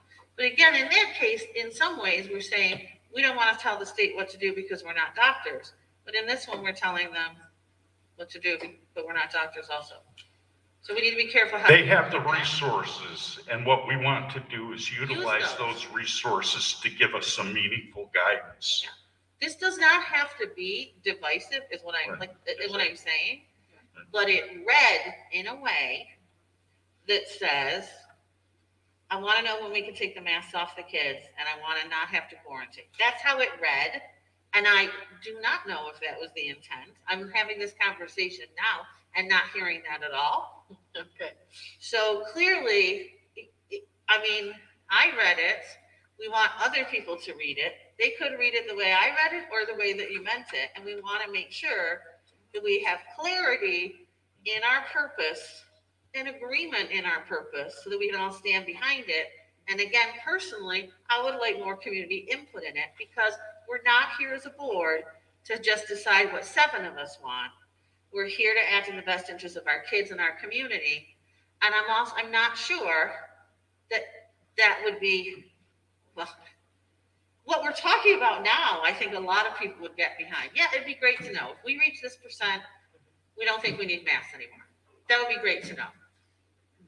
Asking people to say when that's gonna be, I don't think we can know, and then you lose people. So I think, But also opening it up to the public, and this resolution's never gonna get, there's gonna be too much input. The people that wanted input have been emailing us, Doug and the whole school, Board of Education, Yep. on a daily basis Yep. about all of their concerns. Yep. So when you say open it up to the public, what do you mean? I mean, we're gonna have a vote? We're gonna have people add bullets? I mean, we're trying to keep this nope. simple But it was and a to the point. complete shock to me as a board member at the last board meeting to have this idea of a resolution and these three different ideas. And I said at the meeting, I can agree with this one. I can't agree at all with this one. I did get letters. In fact, I have a letter, an anonymous letter that I know how we've said it before, but you're right. Daily we get anonymous letters. From somebody who has chosen not to come and speak to the board because they don't want their school-age children, their property, their pets, their family to become a demonstration ground for people who are more and more, choosing violence when they're disagreeing with people. The environment they're creating, we want people to give their input. I don't want to get letters like that. And this one is absolutely saying we have very low transmission. Their take on this is, as was mine when I left the meeting, was that the board was considering a resolution to unmask. And I went home and said, what just happened? That came out of nowhere for me. And I don't agree. I don't agree with that either, and I don't think that's what happened. I don't think we were writing or wanting a resolution to unmask. What we want is a resolution for the state to provide us with guidance for when we can unmask. And for consistency and And mandates. exactly, And and I those agree. I could think get that continuity behind. needs to go in there. But that's not what this was. So if you have a meeting in public, which we live stream and it's on video, we can all go watch it again. And I'm on the stage and think that was said out loud, that it should be a parent choice. Whether that's just brainstorming for the resolution or not, when you hear that, you respond to that. And so as members of our community, we have very low transmission at school because of the responsible measures of distancing, mask wearing, and sanitizing.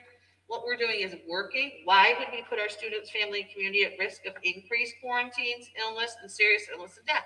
This is responding to that. So I'm not the only one who thought that. So that's again why I think we need to rework this to a place where we could all be on board with it.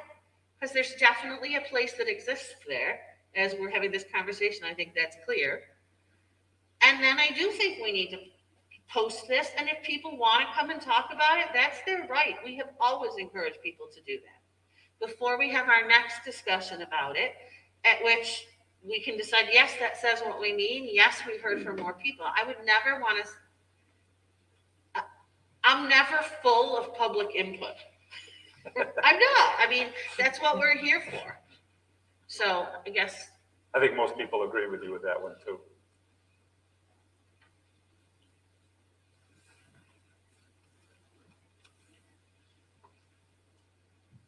Okay, so what I'm hearing is, okay, go ahead, Michelle. No, go ahead. I was gonna wrap it up. So if you have more stuff to say. No, Okay, so what I'm hearing is that it's, take it back, rewrite, Maybe get a few more people on maybe it get too, a few more people on it. Sharon, you said, that there are things in a resolution that you'd be on board for. It would be nice to hear what those things are. So if you would join. I may not be able to join the committee, but I can certainly give my input to the committee just for time. Okay. That'd be great. If we could do that. How do you want to set it up though, so that there's clear communication of people meeting, when they're meeting? So if you want to give input to them before they meet or anyone else. Well,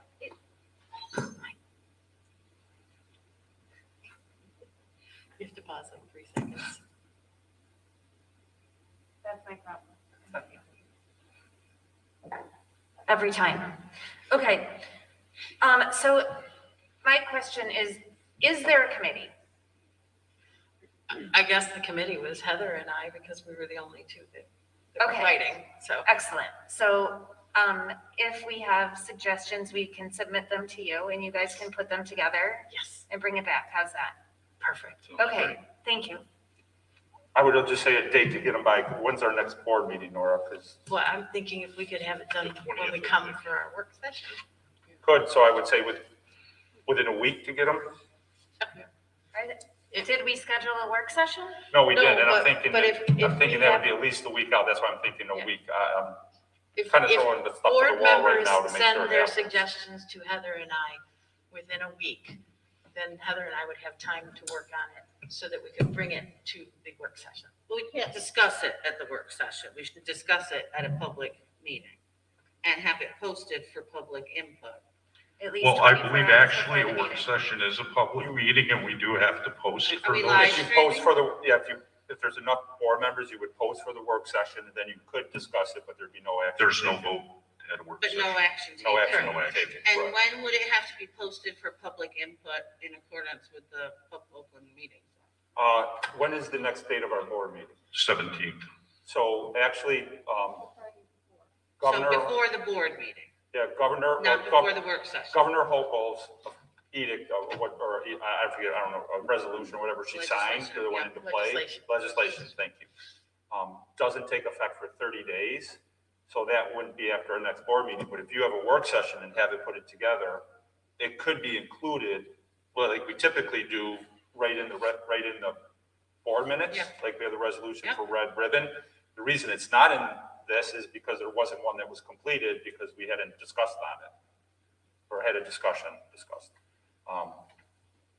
So that would make it much easier to do because if we've had the work session, we would have the final one and it'd be right there as we typically have always done. So you want suggestions so that you can bring it to us at the next, for the work session. There may or may not be some discussion at the work session. Then it'll be posted in the packet and then we will take action at the November meeting. Correct. Okay. Correct. Yes. Okay. I'm gonna write that down. Does I was just anyone, clarifying. does anyone have anything else they would like to bring up during board discussion? And I'm going to go back to a practice that I used a couple of years ago when I was board president. I'm going to put a note in my calendar to send a notice to everyone like about 10 days before the board prep meeting so that we can get input from everybody about what you guys would like to discuss so that it can be on the agenda. So just to make you aware of that, I'm going to be sending that email starting in November. Just from my perspective, so Monday, I'm gonna be dialing into the NISBA virtual conference. I'm not sure exactly what sessions I'm gonna attend yet, but I'm planning to do that. I'm obviously disappointed it's not in person, but virtual is the next best thing, so I'm not sure if any other people are planning on dialing in. I know it's Monday. I ended up taking the day off anyway, so I have some time. You're gonna go? Yeah. Okay. For new board members, it really is incredibly valuable. The information that's shared and the level of professionalism and the topics, like Sharon mentioned earlier, the whole strategic plan idea came out of a meeting that I attended, and a couple of other people were there too. Yes, Or like, yeah. I I just, I'm not saying nobody else was there. Just I happened to be there too, and the ideas that come out of those meetings are really important. So it helps like elevate your escalate or accelerate your dive into board participation. And it's really exciting. Choose something that's really like, the ones that are the tough topics. I find those to be really fascinating. Like we went to, ones on social media and school boards. And those are fascinating to get input from all over the state. You know, we talk about the strategic planning and buildings and grounds, innovative classrooms and schools. Like, it's just amazing to see what's going on everywhere. You want to like soak in your information. We'll sit there sometimes and we're like, you go here, I'll go here, I'll go here, to make sure you can get all that information. So it's exciting that it's virtual in one way, that you can see more. It's an amazing eye opener to go through those different seminars. Yeah. Does anyone know if it's being recorded, where if you miss one session, you can go to? Yes, it is. Yeah, it is. Okay. Which makes it even better, because then Yeah. like every night when you're Yeah. making dinner, you can watch another episode.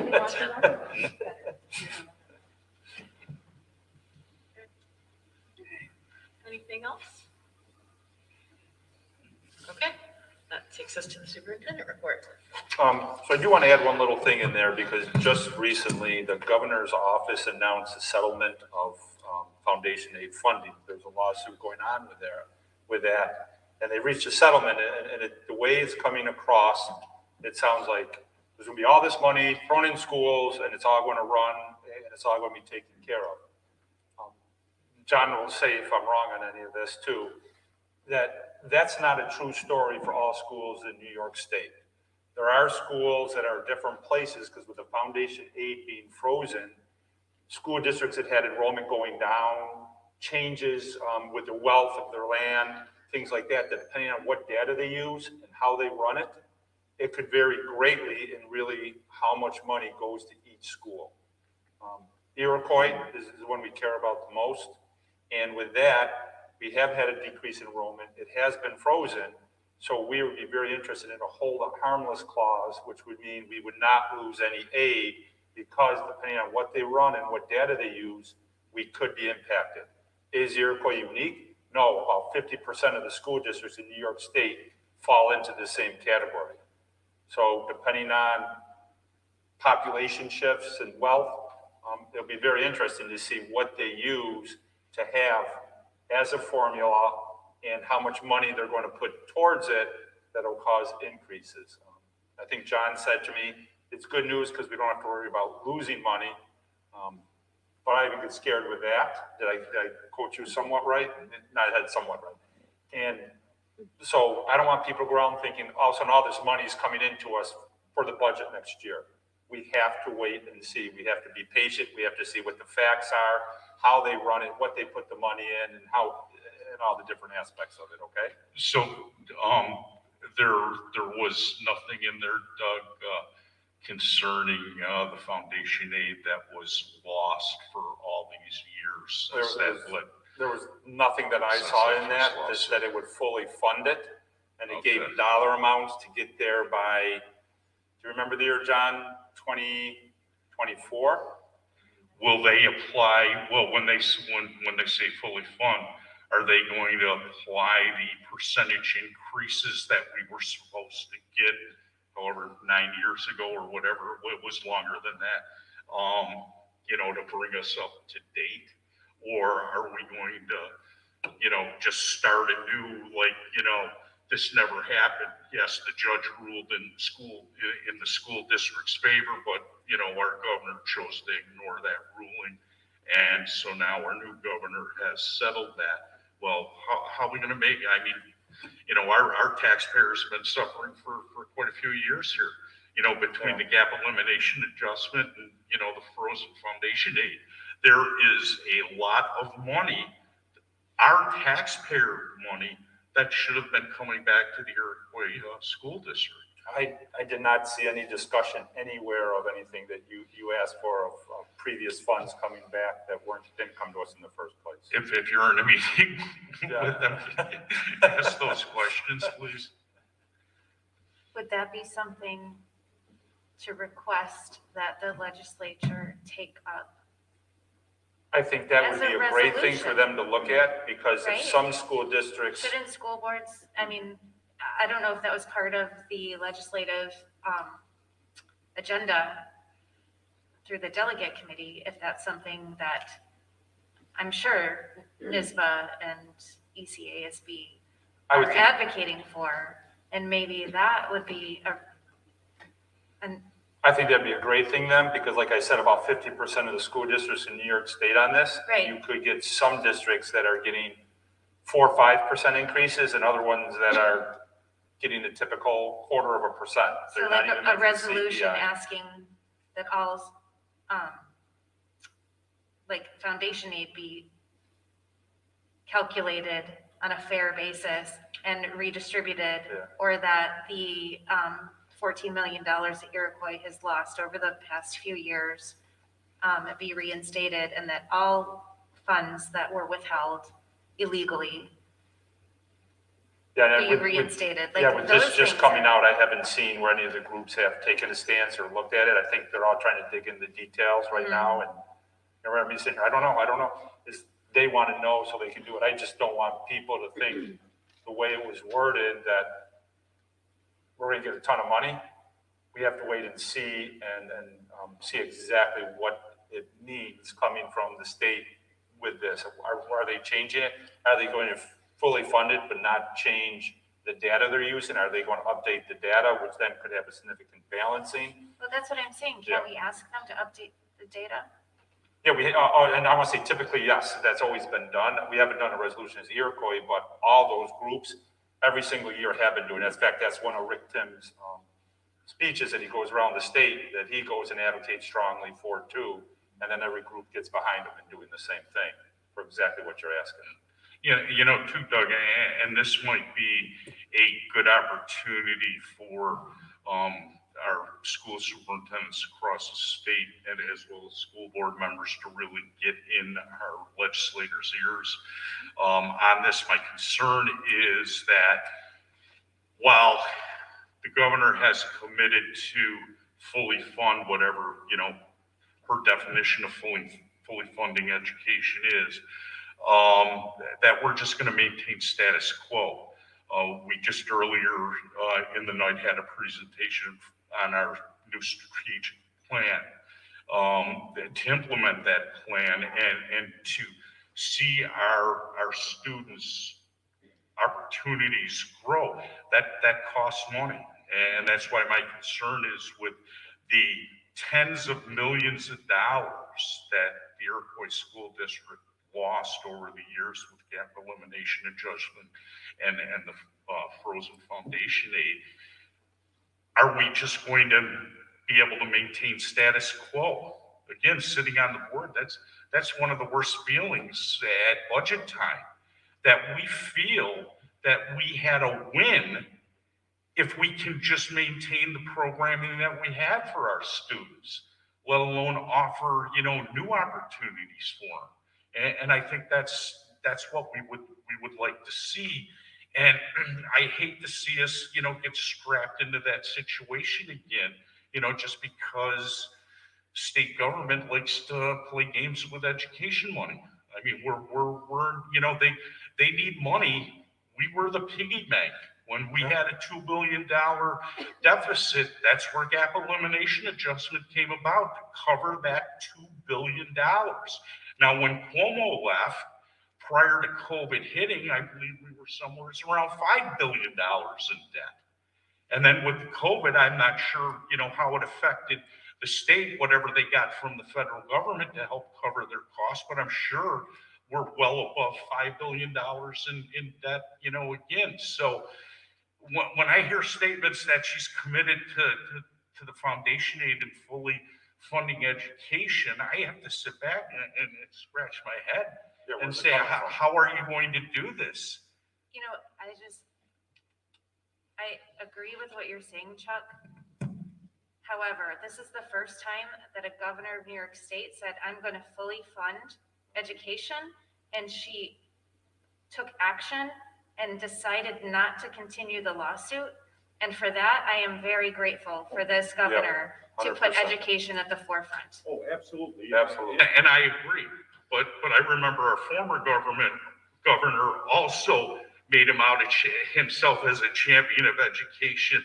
Oh, we're giving, you know, another $2 billion or $3 billion Yes, and thank towards goodness education, he's where not that here money is anymore. going every place but to the public Yes, schools. but he's no longer in charge. No, I understand that. And- I'm just saying past and experience. this governor goes a long way. actually We didn't change all the faces of the Assembly and Senate. But this governor took action in a positive way.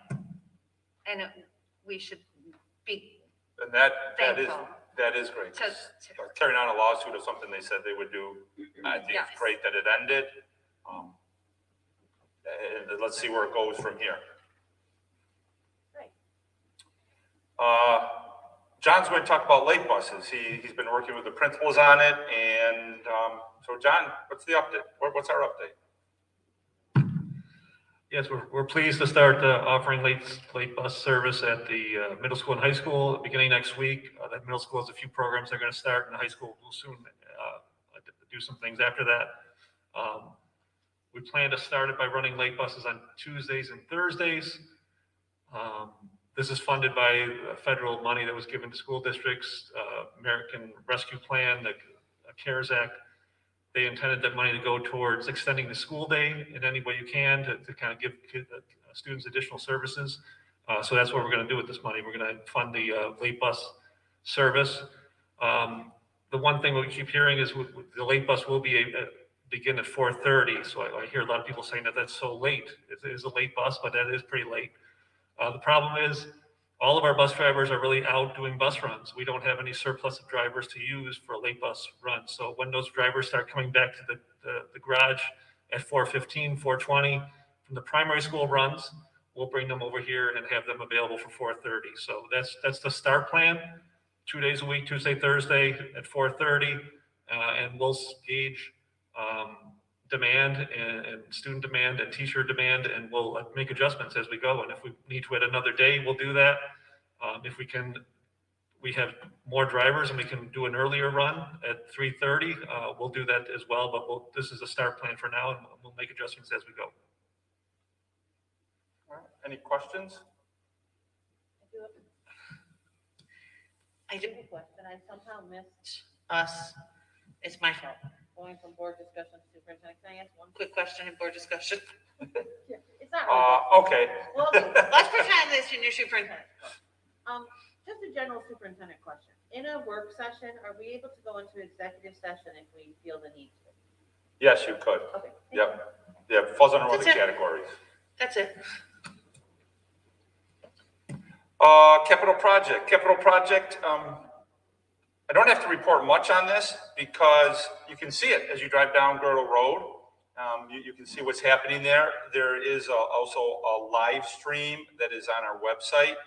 What else will be coming on the website? I did get a suggestion for an updated timeline because right now it just says construction. So I did ask the construction managers to break it out so they can see when different parts are starting and ending. I thought that was a great suggestion, so thank you. But it's going very well. We've had great weather. The only thing we've hit is some unsuitable soil, is called.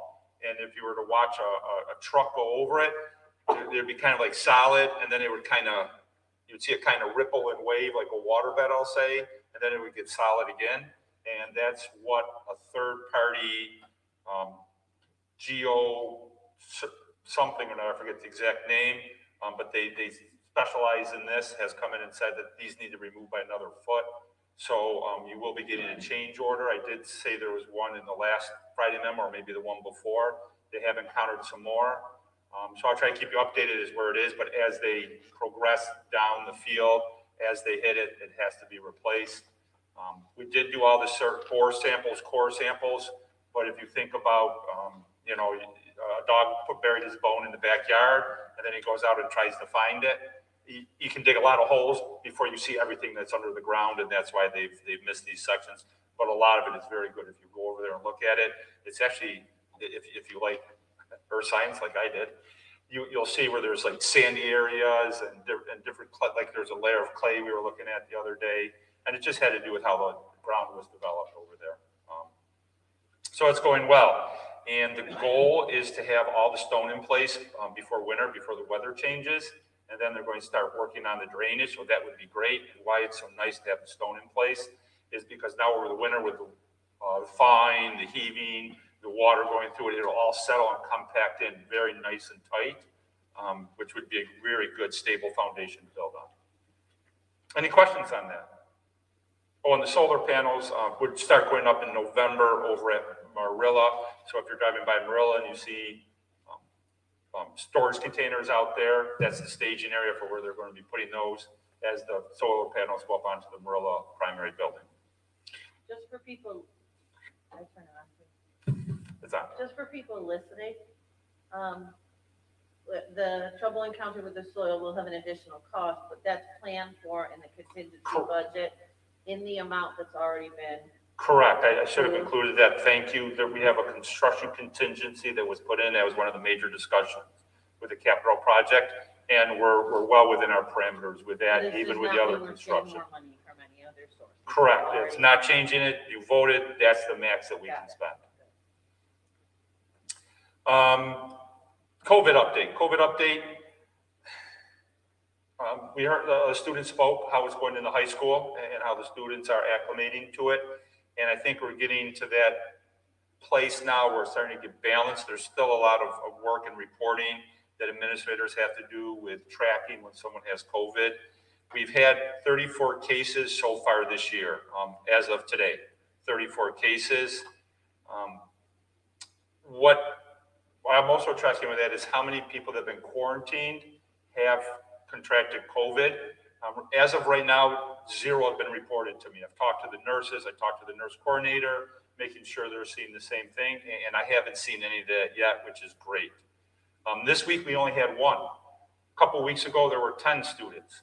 So if we continue this trend and you hear on the news how the rates are going down, that's great for our community.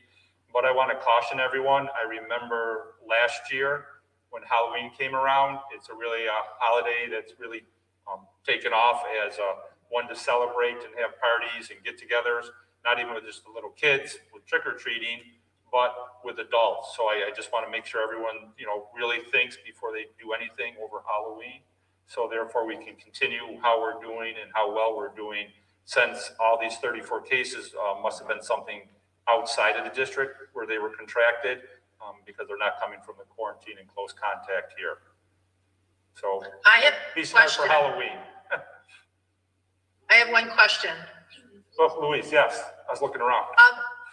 Are we tracking how many children have had COVID? How many children have had vaccines and which ones? And if they've been double vaccinated, is that something we're doing or not really?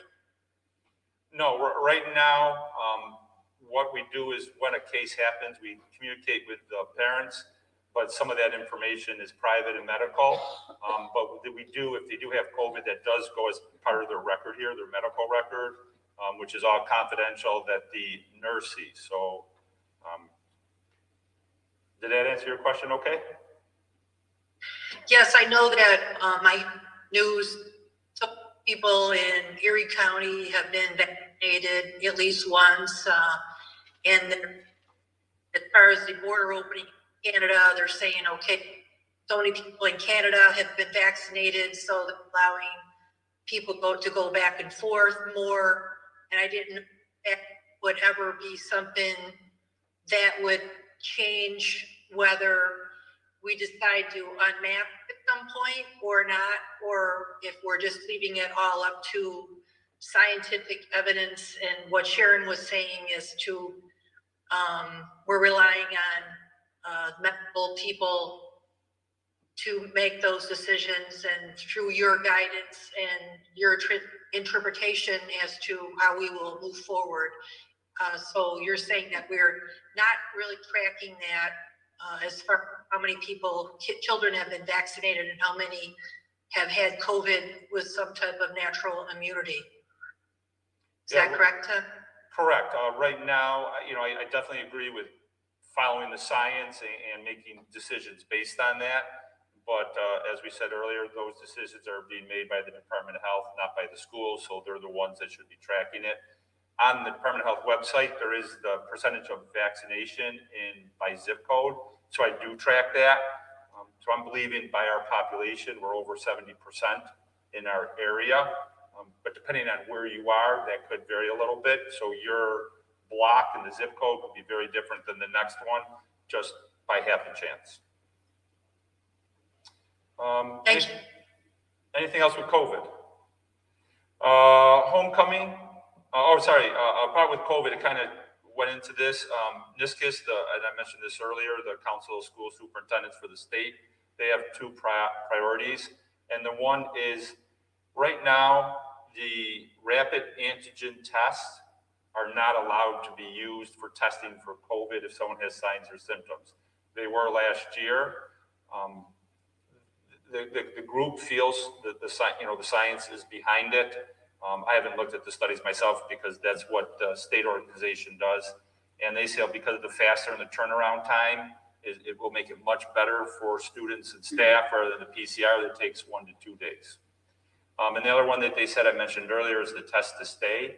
And what that is for quarantine people, whereas if you were within the quarantine distance, every day you would have to test to show that you're negative for COVID, and then you could continue coming to school, and you wouldn't be at home while you're quarantined. Every day like a rapid test? Every day like a rapid test, and that's why they kind of have to go hand in hand, because the PCR that takes 1 to 2 days, well, by the time you get the results, you've already missed school, so what good is it? Whereas the 15-minute turnaround worked much faster. Did have my student cabinet, and they continue to be glad, as you heard tonight. It was almost a mirror of what was at my student cabinet for the in-person learning. They're also very glad for the homecoming. That was the other thing they wanted to say their thanks for, so I'll move into homecoming. And with that, we had multiple similarities, but it was identical to past years. Obviously, with COVID and the COVID requirements, for example, the pep rally was held outside. So therefore, we had to make changes. And I think Mrs. Muskoff and the student government did a great job of planning, taking things into consideration and doing the best planning they can. Always when you do things for the first time, you always see things, rethink things. And like one of the areas was, where the backpacks were, I'll pick something simple, not even with COVID, that they were placed there, but that was the same place cars were pointing at the middle school. Teachers right away moved them, were very helpful, so there wasn't a problem with that. They're always great help. But I think it was great to have some things for the students that they haven't had in a long time. And I actually compared ours to other districts to see what they were doing different, if they had better results. And I got to admit, I did hold my breath a little bit the next week to see for that week the number of COVID cases, if there was a spike or anything with that. And we did not see that at all in the high school at all from anything that was done. So I was very glad. That means everything we had in place worked. And the last thing I have is, I have to pull it out, are some just awards or notifications of stuff. So cross country, they made it to the ECIC championships at East Aurora. That'll be on the 30th, and sectionals will be on the 5th. The golf, they did have sectionals at Diamond Hawk. So we had 2 qualifiers in there. Tennis, we had 2 singles and 2 double teams qualified. And they had on the 15th, we had 1 singles qualifier for the sectional championships. Swimming, the division championships are going on right now because it's on the 20th, which is today. We had 2 qualifiers. And from there will be the team championships on the 23rd. The diving on the 28th had 2 qualifiers. And the Class B championships will be on the 27th and 29th. Girls soccer, that'll be tomorrow, the first round game for them. The boys soccer, the first round game was tonight. Football, the first round game is scheduled for the 29th. We do not know who our opponent is in that one. Cheerleading, the 24th championship will be at Clarence, and the regional championships will be at Binghamton, New York. Field hockey and boys and girls volleyball. The regular season is still in session, so we don't know when the playoffs will be, because they're still looking at the seeding, so we're not sure where you are with that. So congratulations to all the teams for how well they're in making it into playoffs. The other one I like to point out, we did talk about this once before, but just on the 13th, Coach Pete Townseline was inducted into the Greater Buffalo Sports Hall of Fame, and that was, and then they had a small celebration on the 14th after the field hockey team competed here, so they had that for him. And I mentioned that before, but the official induction just took place, and that's all I have for my report.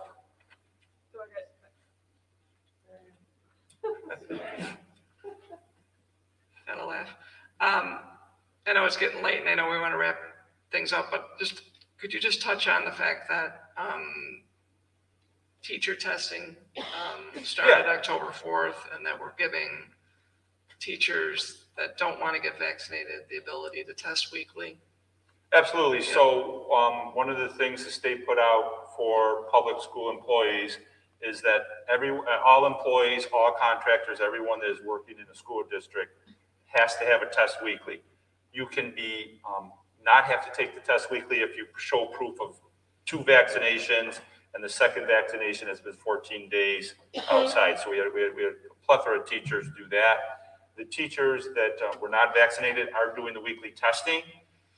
We started off with them having in hearing their concerns with it. And I shouldn't say teachers, I should say all employees, hearing their concerns on it. They said, we said, go get tested anywhere you want. And then looking at the testing situation, how it's becoming very timely with tests turning back with a lack of the timeliness, that we did have free test kits. These are free from the state. Now, when I say free from the state, please remember there's state tax dollars or federal tax dollars that are paid for them, but it's not school tax dollars that we've been able to secure. And as long as we have that, we opened it up. I talked to the union and said that we will allow them to pick up a kit here and self-administer the test, and they have been doing that. And that's been going very well. So I just want people to know that. Thanks. I have another question. Yes. Is it confidential, not confidential, I should say, to be able to speak to how many people, not specifically as far as names go, or specifically that have had COVID as far as children go, and a total number without being specific, and how many children have been vaccinated once or twice overall in the school district without breaching confidentiality by not putting names out there? Is it possible, or is it not possible to just list how many children totally have had COVID and have natural immunity without naming names? And how many children have been first vaccinated and second vaccinated? Is that possible? Actually, all that information, Mary Jo's at New York State Department of Health that you send in the information daily? Daily, they actually have a website where they track all that and have that for anyone to see. It's a dashboard. But I actually send out the number every day of how many students that have had COVID to anyone that's on the email listserv. And then every Monday on the Connect Ed message, I tell everyone that's on that how many people were from the week before. And just a little bit ago, I think, yes, 34 cases is how many we've had this year so far of COVID. I want to say 3 or 4 of them were staff members. So that gives you an idea of how many students compared to staff.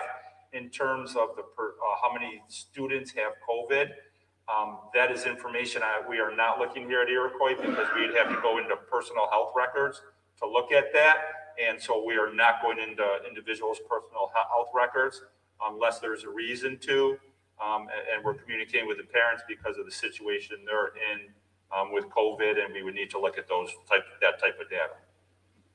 So you're saying that if we went to some state website, it would tell us district by district, not by name, and not breaching confidentiality. We could go to or if I'm hearing you correctly, we could go to a state website that would tell us that information?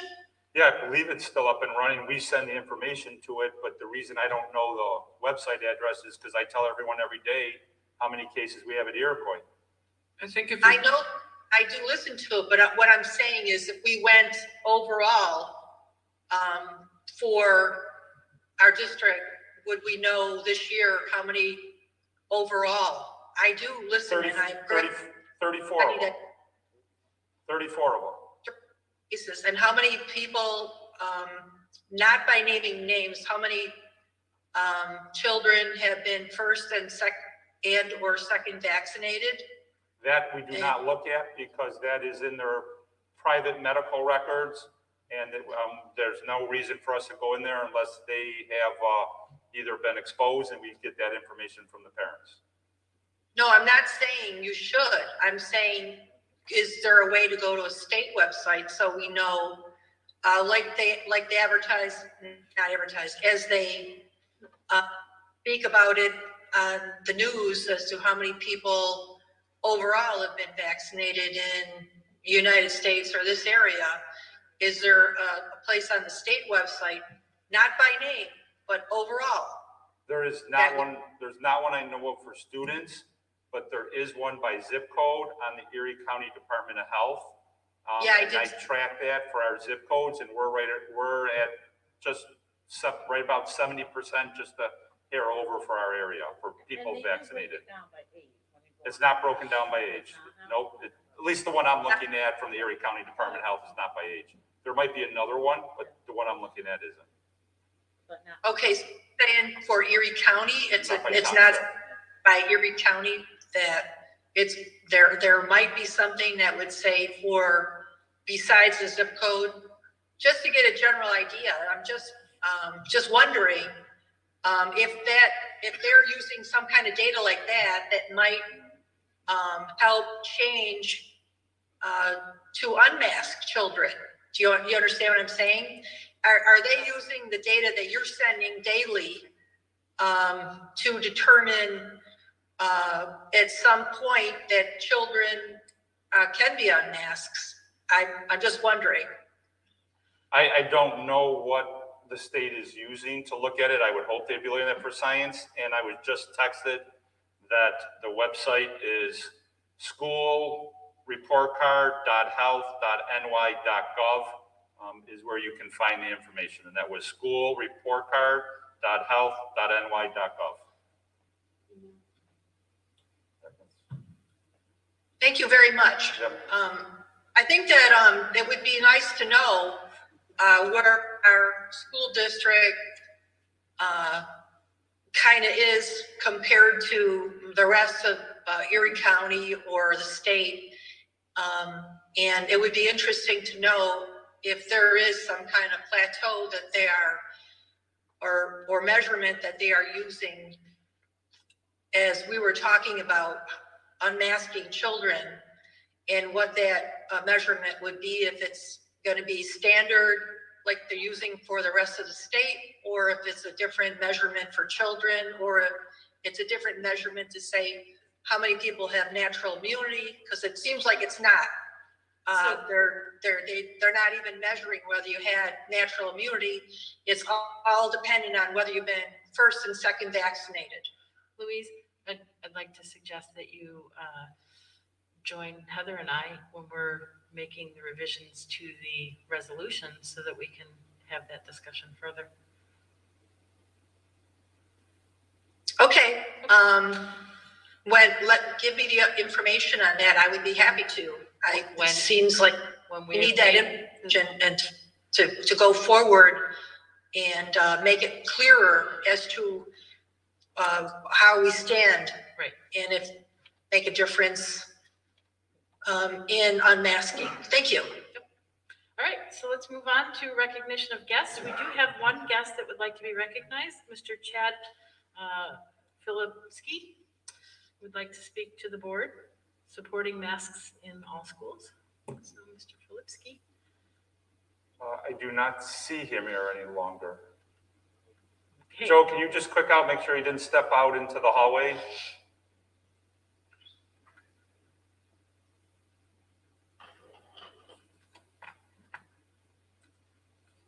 Nope, he's not out there. Okay, I'm sorry, Mr. Philipski, that our meeting ran longer than your schedule would allow, but hopefully you'll come back.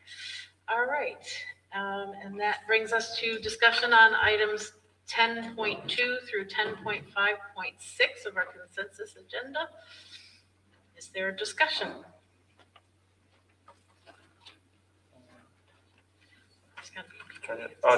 We already talked about the red ribbon, because that was important. And congratulations to Rachel Smith for her tenure appointment as a teacher assistant.